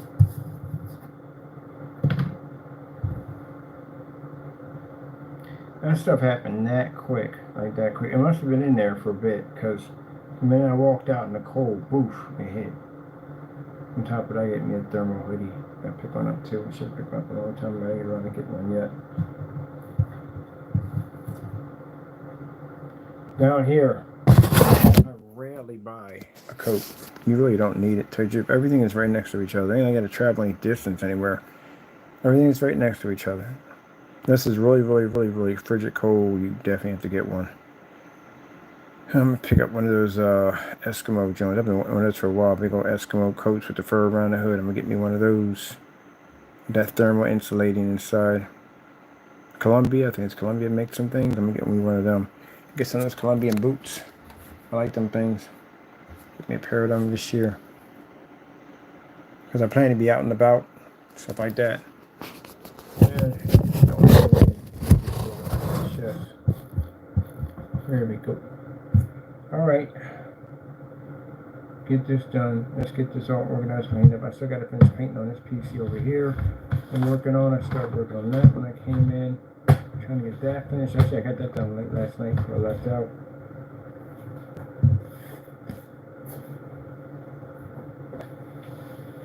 And I got to go in after that and get the number changed to the new one for the new business cards. They're going to be getting pretty soon. The tap cards, which my number's not even on the card. But the card is just has my company's name on it and it has my name. It's digitally inside of the card. That's what I wanted it. Oh, tap someone's card, all my information shows up on their card. So yeah, it has nothing. Because I know people waiting to see the cards and see what the number is. If that's the mindset you're in, you're weird. You're very creepy. Very creepy. Let me figure out his number so I could call him at the end of the day. It's creepy. That is so creepy. I couldn't even imagine even thinking like that on that level. To want to get someone's number so I can just call them every day. This is creepy. Oof. I figured out in the day that, oh, that must be her, I must be, what's the word for it? I must be making it. No, I build stuff every day. How do I get in? Yeah, I don't even see that ever happening. Like me going, oh, I can't build today because someone's calling my phone every day. Yeah, and being an adolescent. Yeah, does this seem like it's affecting me in any way whatsoever? Is anything being affected over here? No. If that was the case, I wouldn't have all those video demonstrations done. Wouldn't have 11,000 videos. If I let that stuff get to me, please. I got big companies that contact me with dumb nonsense. I don't pay them any money. I don't pay y'all any money. I just keep on doing what I do. Come out here and get the work done. No time for that. Look, when I get that reaction from the haters, that lets me know I put the damage in. That's what it tells me. That if I got you that riled up that you had to take time out of your life to contact me and cry to me, that means I did the damage. If I didn't do any damage at the end of the day, if my stuff wasn't really doing it like I was, like it should be, then no one would be contacting me at all, period. But I am doing damage. That's why Cat Williams said, you must be doing something if you got haters. Gotta love the haters. If you got 10 haters at the end of the day and you got 30 haters, get yourself 30 more. Because you must be doing something for them to be so bitter about your product and how good you are. There you go. That's what you tell me when you contact me. Upset and angry. That I'm putting in that damage. Tell me Cat Williams did not say that. The haters. Gotta love the haters. Gotta love the haters. You must be doing damage. Gotta love them. Got 30 haters, get 30 more by the end of the day. I got tons of haters that hate me. And I got people who love my products. And the haters give me money. You know how you give me money? Because all the ranting you do about my product, when customers see it, they go, huh, I wonder if customers come, I bought your product, I don't want to see if these haters were right. And they like the product. You bring me business. When you write on your website that I'm a scammer, they go to my site. My site looks better than yours. Got more time, more effort we put into it. Better display, better demonstrations, more customers. They see how beautiful my site is. They stay on my site. They don't even go back to their site. And then they can tell at the end of the day that it's jealousy. It's like, you got a car in your garage, a rust bucket back there, and you're talking all trash about this other guy's car, it's this, that, and the other. You post this garage, you go over to the garage, and you got a freaking brand new, spanking new, customized Bugatti sitting up in there. You're like, geez, this is freaking gorgeous. And then you say, oh, I see why you're hating on them. That's what you do. People go into the Sugar Plum Ferry for relaxation because it's very relaxing. And people contact me and say, yeah, I've been in that section you have with the Sugar Plum Ferry. The screens there is beautiful in there. Yeah, we put a lot of time in. People watch me build that thing. Yep, you put the time and effort, just like all this. I don't cut corners. I have time for that dumb nonsense. I'm building all this for a new company.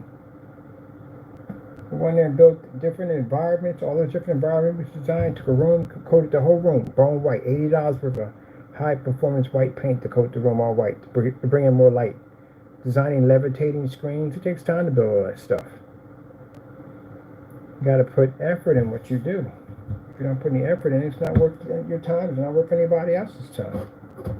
All these machines we're building, it's all for gaming stuff, for no gaming technology. Gotta put that effort in. People will see you mean business when you put that effort in. That's all right, Tucker. Let me go with this. This is done. Let's see. Hose hopper does not open up. I gotta take this thing apart. Where's the screwdriver's at? Get that done. I'm gonna get this all mapped out. Get it done. Don't get me wrong. That freaking mucus, man, that stuff is freaking headache. Let me see, I'm gonna take this one. Oh, man, I really don't feel like taking that thing apart and bringing it down. I'd have the case done. I do want to be 100% sure on where it's going to hit at. Can I just take the box over there and find out? It's a regular box. Regular box. Just take the box over and find out which one to hit, because I don't know if it's taking it apart. I'm ready to take it apart. I'll take it apart.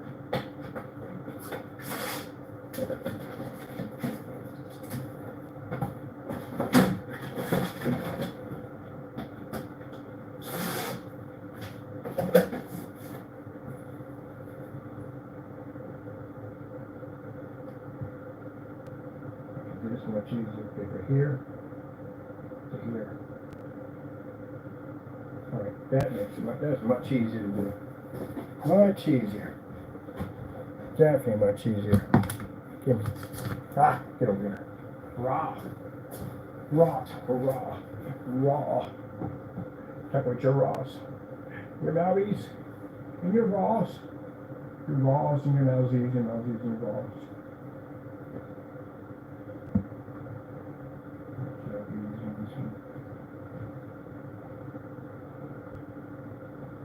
So this would be, if you're doing it this way, this is going to be the way you're going to be going up. It's this way. So if it's this way, you have to be this way.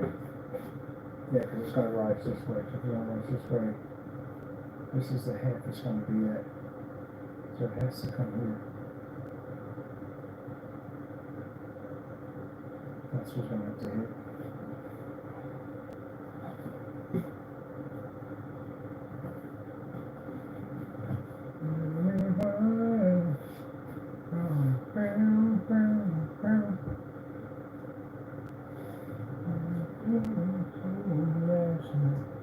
Should have been with me. Should have been my son.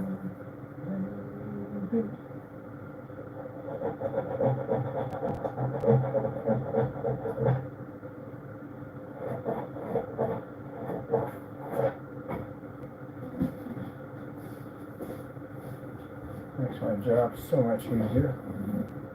Alright. Where the pulley should land here, this is where it's going to hit. From here to here is where we're going to get in 120 millimeter. Right there.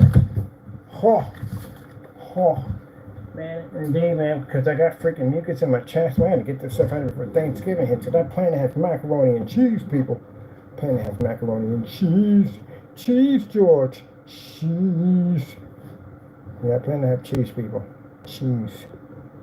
Make sure this is right on the template. Get it raw. So you can come in your box and be all taco-licious on me like that. How dare you be all taco-licious? How dare you? Alright. How dare you be taco-licious? You can't help it to be taco-licious. You understand? My cat can't help it but to be taco-licious. So that's what he does. That's what he does. He can't help to be taco-licious. There we go. So it's right here. So this part right here, that's where we gotta be at. We have to be here and here for this. This is the size of the whole case. When it lands, it's going to hit here. This is the actual water cooler is about that size. But to get the actual vent, the head, it has to be here and it has to be here. So this is where we have to cut out. Right here. We have to cut that out. So we have to bring that over a little bit here. And this is where we're going to basically install, cut the vent in. This is exactly the size of the vent. And this is the actual size of the water cooler right there. And bam, that's it. That's how you do it. So this is the actual size where the actual water cooler is going to hit. That's the water cooler. This is where the vent's going to be. This is the area that has to be opened up because that's where your air is going to push out the opposite side, which is going to be on the port on the opposite side of that. So we get this right here cut out. Bam, bam, and bam, right here.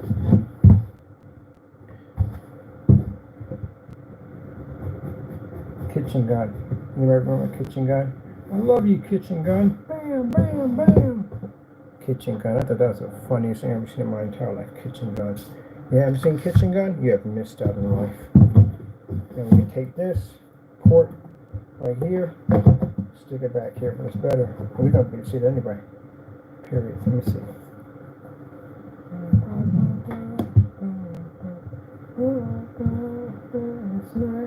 You should have been with me. Should have been by my side.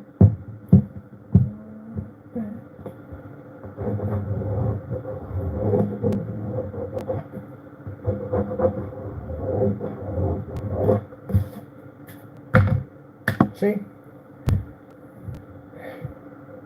I love it. I love what we do. I need to get something here. I need to get something here. We're building this template for this thing, for this, but make it here instead. Alright? Follow with me, people. Follow with me. Where's my knife at? Oh, Trusty One. That's what we call it, Trusty One. Trusty One. Trusty One. Cold steel, baby. Cold steel.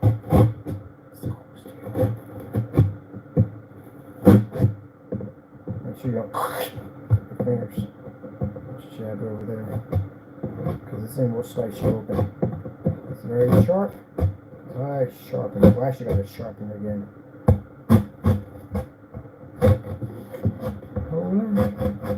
Rolling down the river.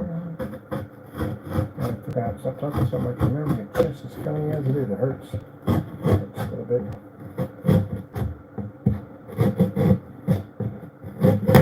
Need some hot tea and lemon.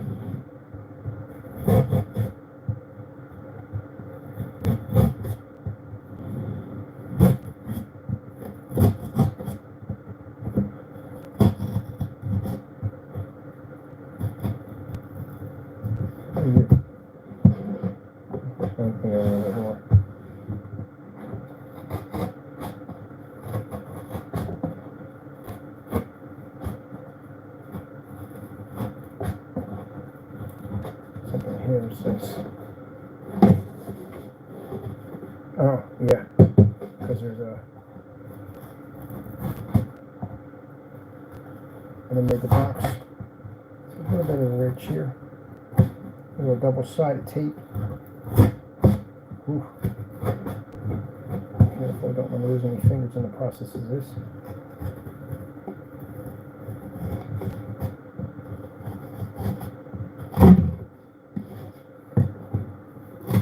Probably half a hater's on there right now talking about, I hope you cut your fingers off. That's what I also heard, that God heard it too. So when you think evil stuff, remember God hears you.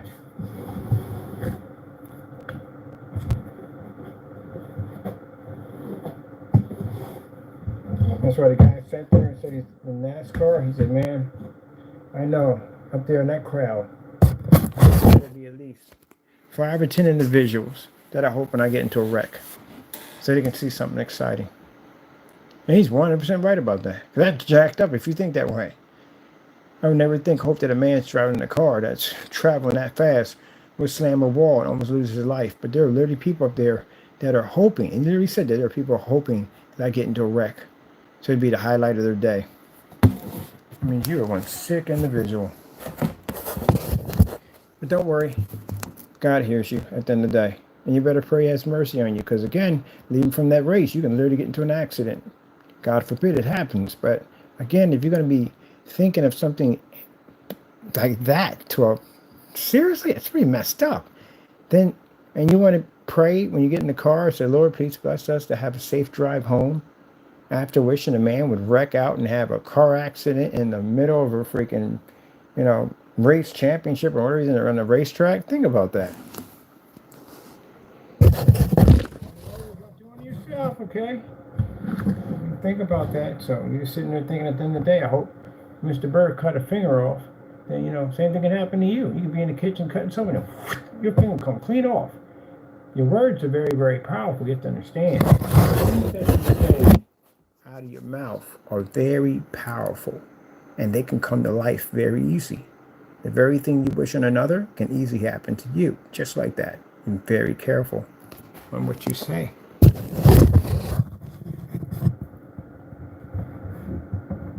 Words are very powerful.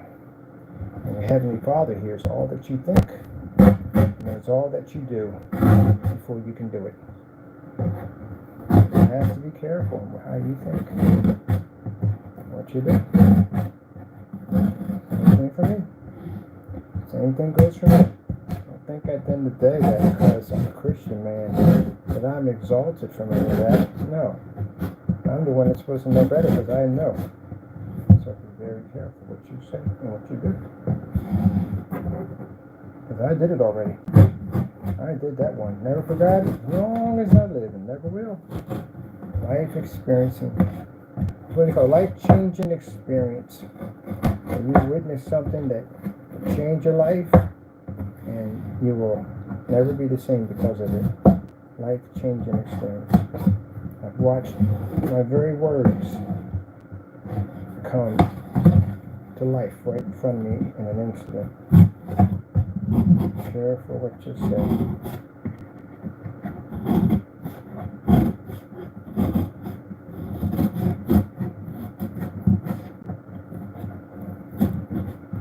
That's why I said some of the worst people are the ones that end up becoming servants of God. Because we had this guy called Shannon. Ended up from New York, Delaware. Shannon is a bad seed. I told you about Shannon. Every time a cop car was in the neighborhood, chances are it was for Shannon. Shannon did just about everything you could possibly think of. The only stuff, he didn't kill anybody yet, but he was almost on the verge of probably going there anyway. And Shannon was labeled in the neighborhood as a person who was a waste of human skin. That's how they looked at Shannon. Everybody in there looked that way. Couldn't tell him anything. He did what he wanted to do. He was just a destructive child. They had the weirdest nicknames ever. Shannon, it was Shannon's name. I tell you, the two names were weird. But anyway, they were these kids on the block. There were 3 of them. They kind of remember Ed and Eddie. They do, but they were destructive. And the other 2 weren't so bad. They were bad, but they weren't so bad. When they got together with Shannon, they were horrible. But Shannon was the one that was the worst of the worst. And everybody said in the neighborhood, 2 things going to happen to that kid. Jail, or someone's going to kill him. And Shannon became a preacher. Which when I came back to the neighborhood years ago, and I was like, whatever happened to that Shannon kid? I said, Shannon? Shannon's a preacher. He preaches at a church. I was like, what? Shannon? Shannon. We're talking about the same Shannon. Shannon. Shannon's a preacher. Yeah, Shannon's a preacher. So whatever happened in Shannon's life, Shannon has become a warrior of God. And that's usually what happens. Some of the worst people are the ones that become warriors of God. Yep, those are the ones that usually will get that calling. Don't mean go out and do dumb stuff at the end of the day to get that calling. Don't do that, because you don't get the calling that way. It doesn't happen that way. It doesn't happen that way. But Shannon became a warrior of God. And look at Paul in the Bible. Paul basically was a killer of Christians. He went down with armies and went down and gathered up Christians, kids, children, everything, and he murdered them. He had a lot of blood on his hands. A lot of blood on his hands. God turned him into an apostle. So, like I said, that's why when I was going through the process, that even after coming out and, going to church and everything, the devil started working on me already. Started messing with me, because then that impact kicks in and you start remembering all this evil stuff you did to other people, and now you feel remorse. That's a lot of pain to go through, because you remember all this evil stuff you did. And now, at the time you're out there doing it, you had no remorse, you had no feelings, but now you feel it. And yeah, it's really heavy to go through. It's really, really heavy. And I went into a depression because of it, because I hurt a lot of people.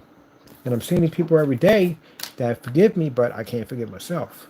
So I became suicidal. I tried to take my life. And in the process of going through that whole ordeal, the devil was right on top of me, telling me to do it, kill yourself. Nobody wants you. God doesn't want you. Not thinking that the Lord is the one who got me out of prison and got me into if the Lord didn't want me, he would have never saved me. I would have been still in prison, or I would have died in there if the Lord didn't have plans for me. But my mind was so clouded by this depression because the devil was on top of me. And then for a split second, I thought about taking my life. But, I went and talked to my mom about it. My mom explained to me about at Saul and the Bible, and now Saul had all this blood on his hand. He killed Christians and all that stuff, and God made him a man of God. And I thought to myself, gee whiz, if God can save him, God can save me. But I was already saved, but the devil had tricked my mind so badly that I didn't see that part. I was more into that depression stage where I hurt people. So yeah, devil coming in that fast in your moment of weakness and try to kill you or try to destroy you. And I came out of it and realized that, man, if God can save Saul, which is now Paul, if he can save him, he can save me too. But not realizing I was already saved because I was baptized already. Yep, you come in there that quick. Even when you're saved, it'll come that quick. It'll get you even harder. It'll get you even harder. If you sit there and see a Christian who's going through trials and tribulations, and you think to yourself, well, I'm not going through that, and that Christian's going through all that, at the end of the day, that's because the devil got you already. He ain't got to work for something he already got. That's what you have to understand. And if you see a Christian that's going through some stuff, and that's because God is training him, he's going through Christian boot camp. The devil can't really harm him. He can't touch him and hurt him. But he's going through that Christian boot camp. You go, wow, man, thank goodness I'm not a Christian at the end of the day. I ain't got to worry about going through what that guy's going through over there. He's still protected. He's still blessed at the end of the day. God's still got his back 100%. But you have to go through that process. You have to go through that boot camp to deal with what's out there trying to take you down. And where's my stickies? The devil's not going to bother to come for something he already got.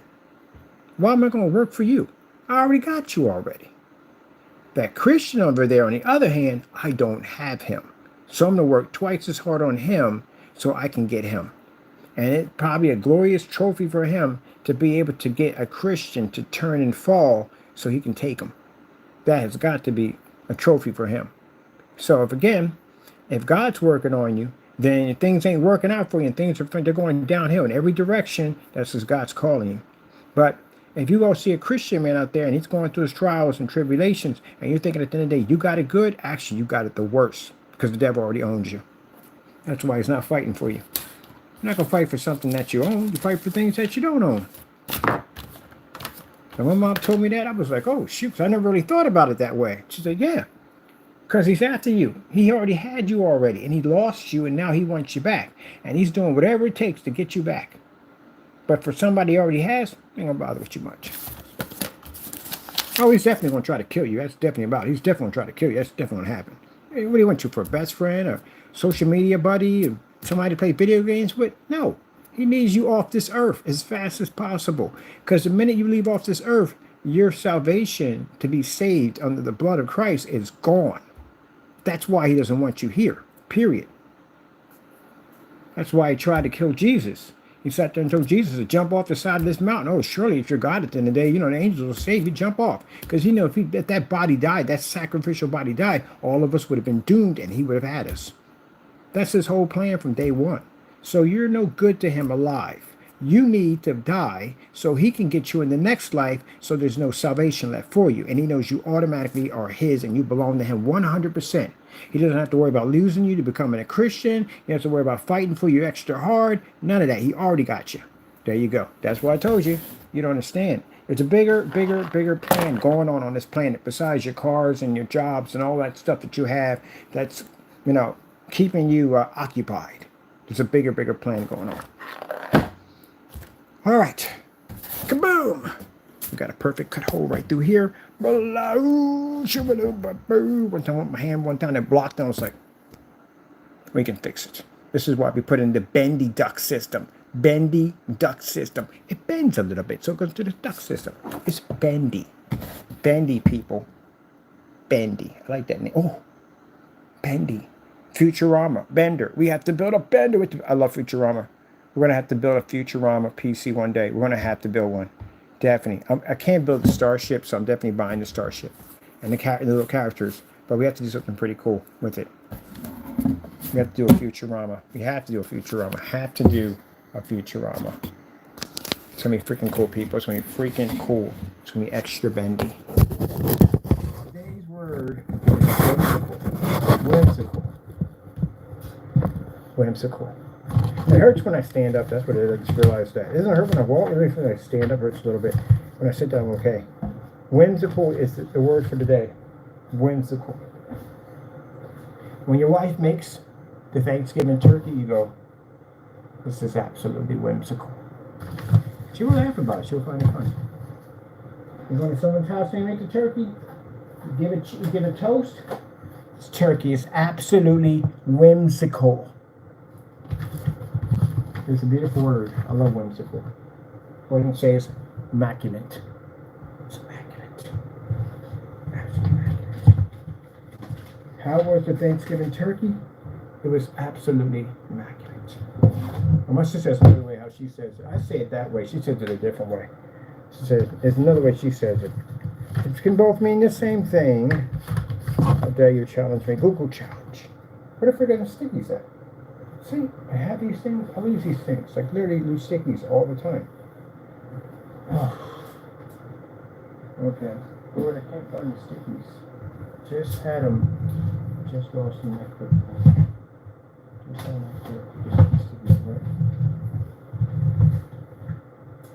Just had them.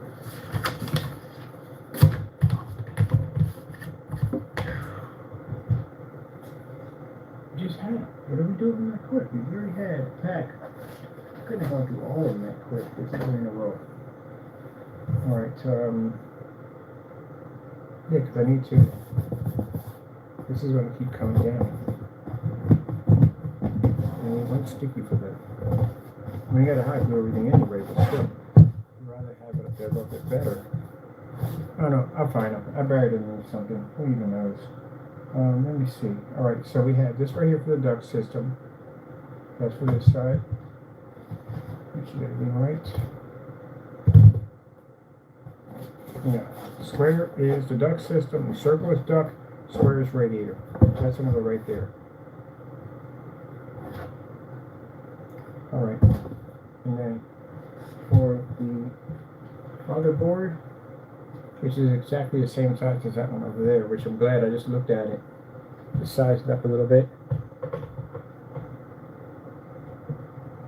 Yep, they're exactly the same motherboard, thank goodness. Okay, so that's going to go right here. I'm a pepper, you're a pepper, we're a pepper, they're a pepper, would you like to be a pepper, to be a pepper, dream about a pepper. Remember that song? That's when soda commercials were fun. Now soda commercial today? Ooh. Let me see.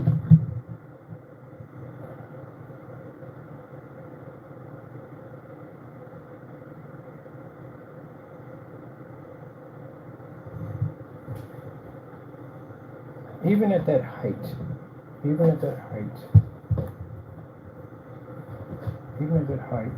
here, from here to here. Oh, I forgot, we're going to put a drop in, that's what we're going to do.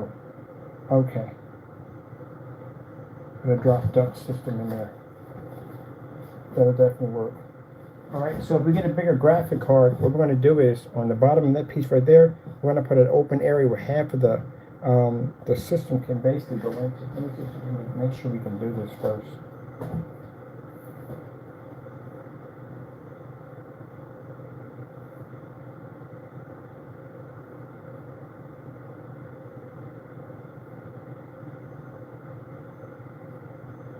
Actually, no. Power supply is going to be in the way. So this is definitely going to have to be done this way instead. If it's done this way, let me see. Yeah, if it's done this way, is it going to hit?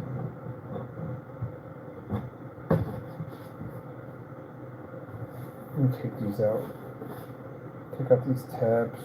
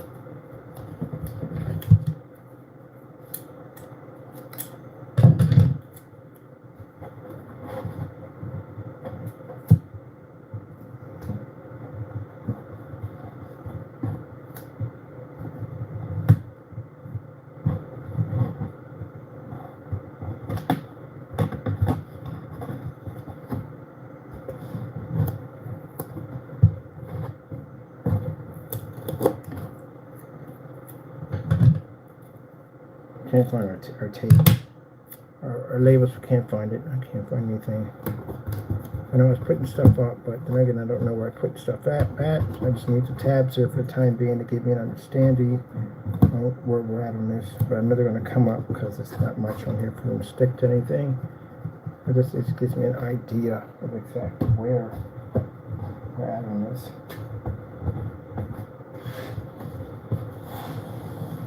All right, let me see. So here, sorry people, if we put it here, we can't put it there. The problem I have is we're definitely going to nip that thing, so that can't work. When I hit the power supply there,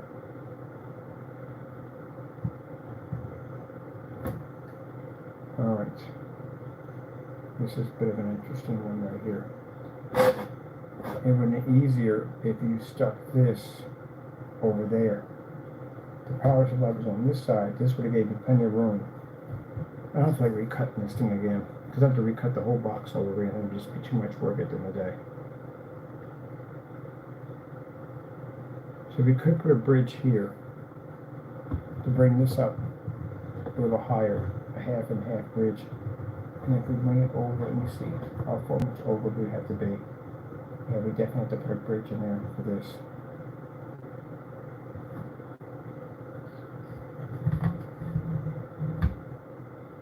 Let me see.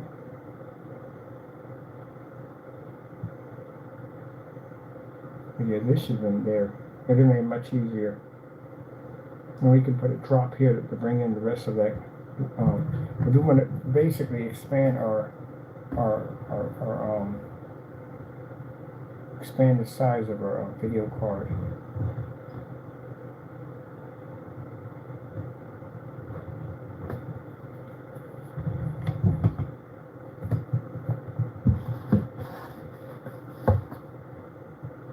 Oh, what are you doing?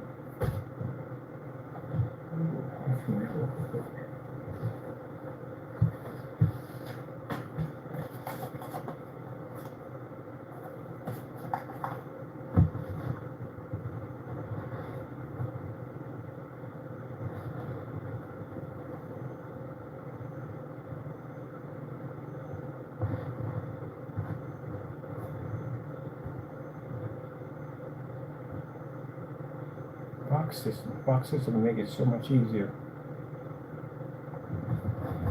And look at the graphic card here, it's got plenty of room to hang. Definitely plenty of room to hang. No problem.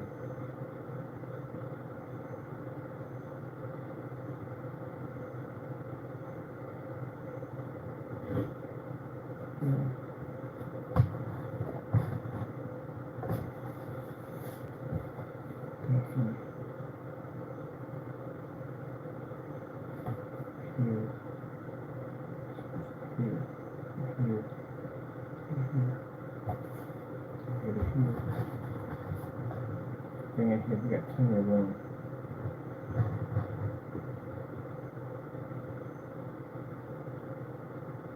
Oh yeah, this is definitely better.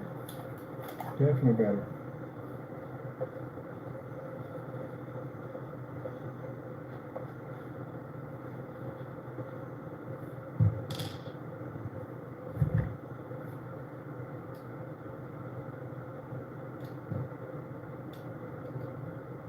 Okay, we have to realign our motherboard screws.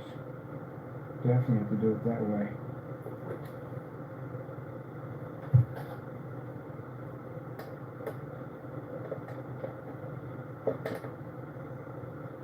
Oh, it's designed to go this way. It's even better. Definitely even better. We keep the motherboard screws intact. Alright. So let's see. Which way are we going with this? There's a take out the motherboard screws. Motherboard screws right there.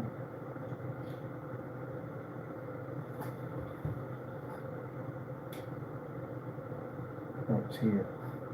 All right, so we're going to have to reset the motherboard screws for this box right here. This is already done, so it makes it much easier. And I got to get new motherboard screws anyway.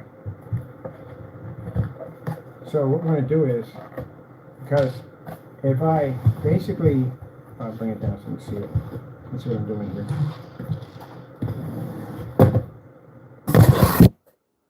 So what we run into is the fact that the power supply is here. It should have been over here. That's where we should have put it at. But we put it here. And by putting the power supply here, when we take the motherboard, we need enough room for this to extend down. There is a vent right here that we don't want that touching the video card. So by putting the video card on the box system we have here, we can actually lift the card up much higher, right up here. And this would definitely bypass this over here. It would allow the video card to drop about, sorry, I'm trying to do the phone when we're doing it. It allowed the video card to drop about right here. Give it a larger extension. We want to put a bigger card in there. And it really wouldn't touch the power supply whatsoever. Power supply doesn't really push a lot of heat off. It really doesn't. If it does, we can put in a duct system and push the heat this way with no problem. But I don't think we're going to have an issue with it. I just don't want it that close. And this will allow it to stay a little farther away from the board. It sticks it out a little farther. That'll be much better. And then we put the fan system here because we got the slots. Sorry, with the slots on the top to automatically drop fans in there and to be able to run our cables and everything through easily. So we pre-built this. So that's fantastic. So that'll fit perfectly for what we need to do. So it'll be more like, to get an idea, because I don't want my box to collapse here, but it doesn't have a support there. It'll be more like something like, get this, my hand a little better here. It'll be more like something like this. That's how it would be. If you were to speak right there, see, gives us plenty of forgiveness room in there. So it'll be on here, and then we got the cooling system over there. So that's what we're going to have to do. Good thing I built that box system ahead of time. So that's good. All right, put that back over there. This is going to go right here, which will attach there. We got the fan. We can actually slide from the top, keep it nice and cool on top of the motherboard. And the liquid cooling system can easily get contact with this motherboard right here being higher up, because mine, this is going to be raised a little higher up too on top of that.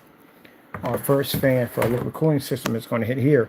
The second one, it's not going to have a port system. It's just going to be out in the open with another fan behind it. This one's going to have a port. So that'll bring it up high enough to connect to this one over here with no problem. So that problem right there is solved right there. As for the hard drive is going to fit on the side here.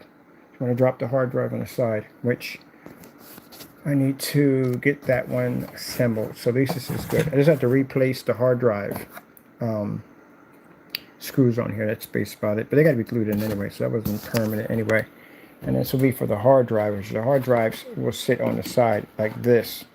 And then that way we can put in the little docking station, little tabs, we can pull them out, and then put our fans on top of it for our refrigeration unit for that. I'm definitely going to do tube systems for these, and the reason why we're going to do tube systems, because I need it for it to hang out just a little bit like these right here, so we can put an ice frost, icicle effect coming off of it, because that'll give it a more realistic effect. So let's cut the top 120 millimeter set up. Let me get all this stuff pushed over here. This has already been done right here. And then we're going to work on this right here. This is our hard drive right here. Okay, where's the nice bird? As we constantly use these things. There it is right there. So, it's really nice for a hard drive. But since it's going to drop, it's going to be a little farther down. Just going to hit right there. And in the pen, I really feel like saying, Nazim, lights! Lights, Nazim. Lights. Lights. Alright, let me see. The pen can, oh, here we go, right here. My pen right in front of me, too. 120 millimeter. Right there. And that'll be done right there. Let's get this cut out.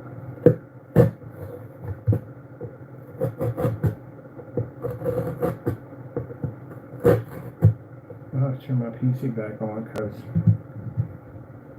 I didn't have that.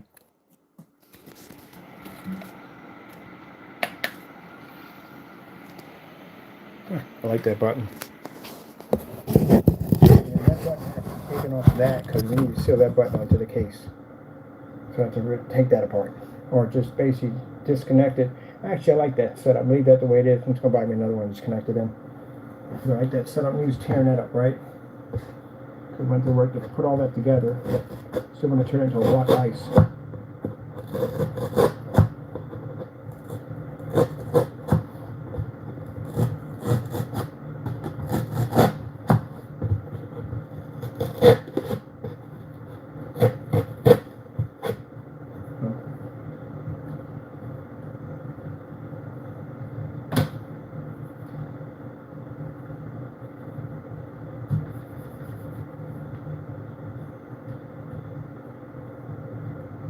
And that mouse was late to the party.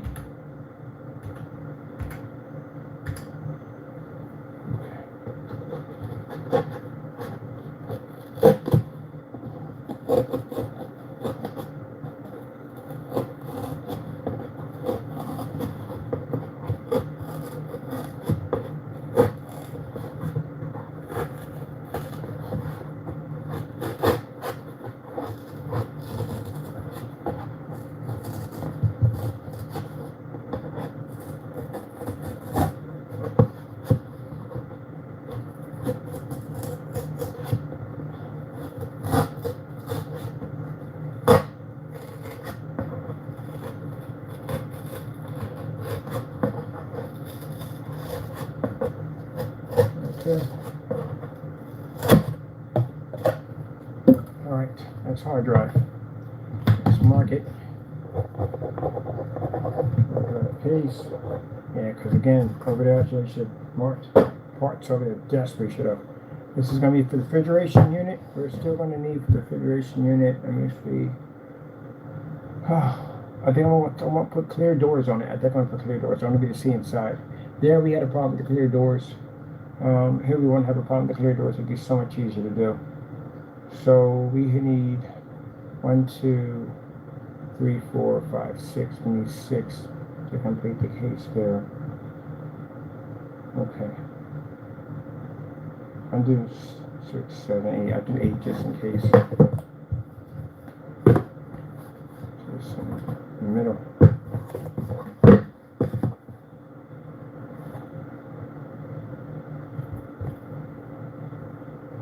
Let's put it higher up.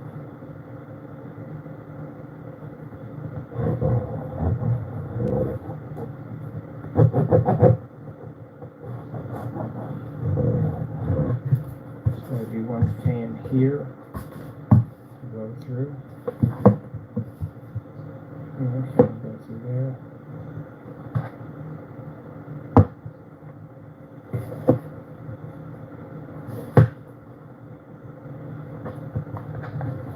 Chances are getting this straight, like, yeah, right, but it doesn't make a difference.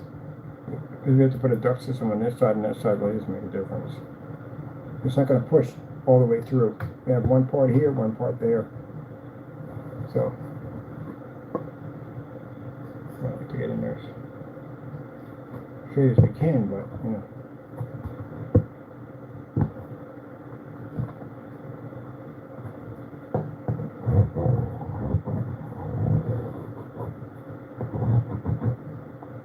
I'm going to be buying a lot of socks because this came from my socks and I can't find any tubes to actually match that size, so I'm going to buy a lot of socks.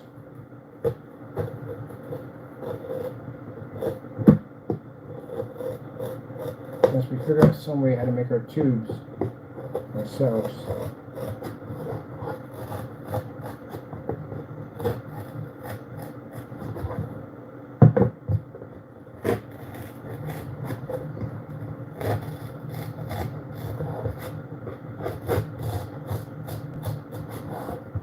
So we'll get on tomorrow. I think it's Saturday, right? Jeez.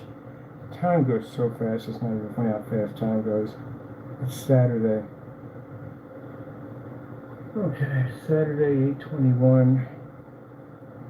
keep forgetting no one's now. I know in here. We got some people in here working on Saturdays.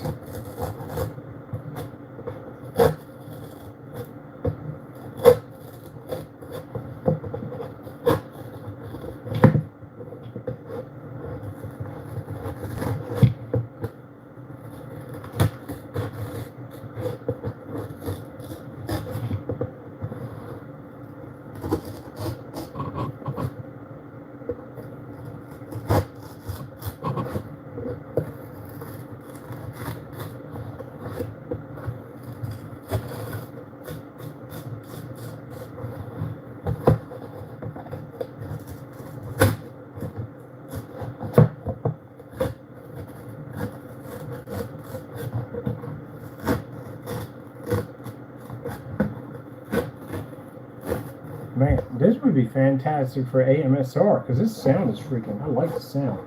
Definitely relaxes. This would be fantastic for AMSR. Box cutting AMSR. We'll have to find that. See if there's any box cutting for AMSR. You don't want a cat chewing a box. Thank goodness my cat does not chew cardboard. Yes, he just rubs his face all over it.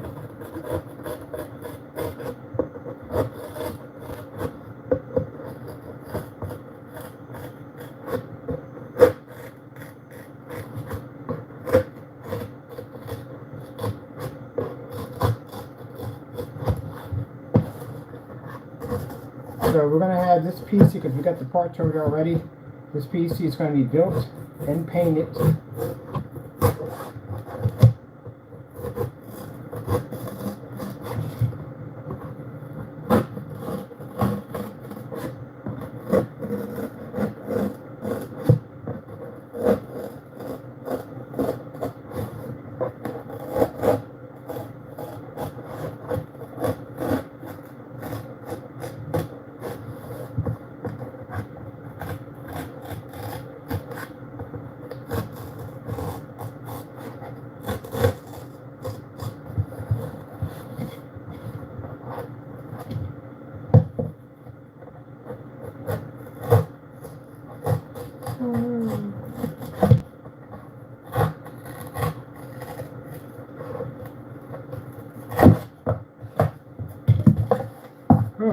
Almost.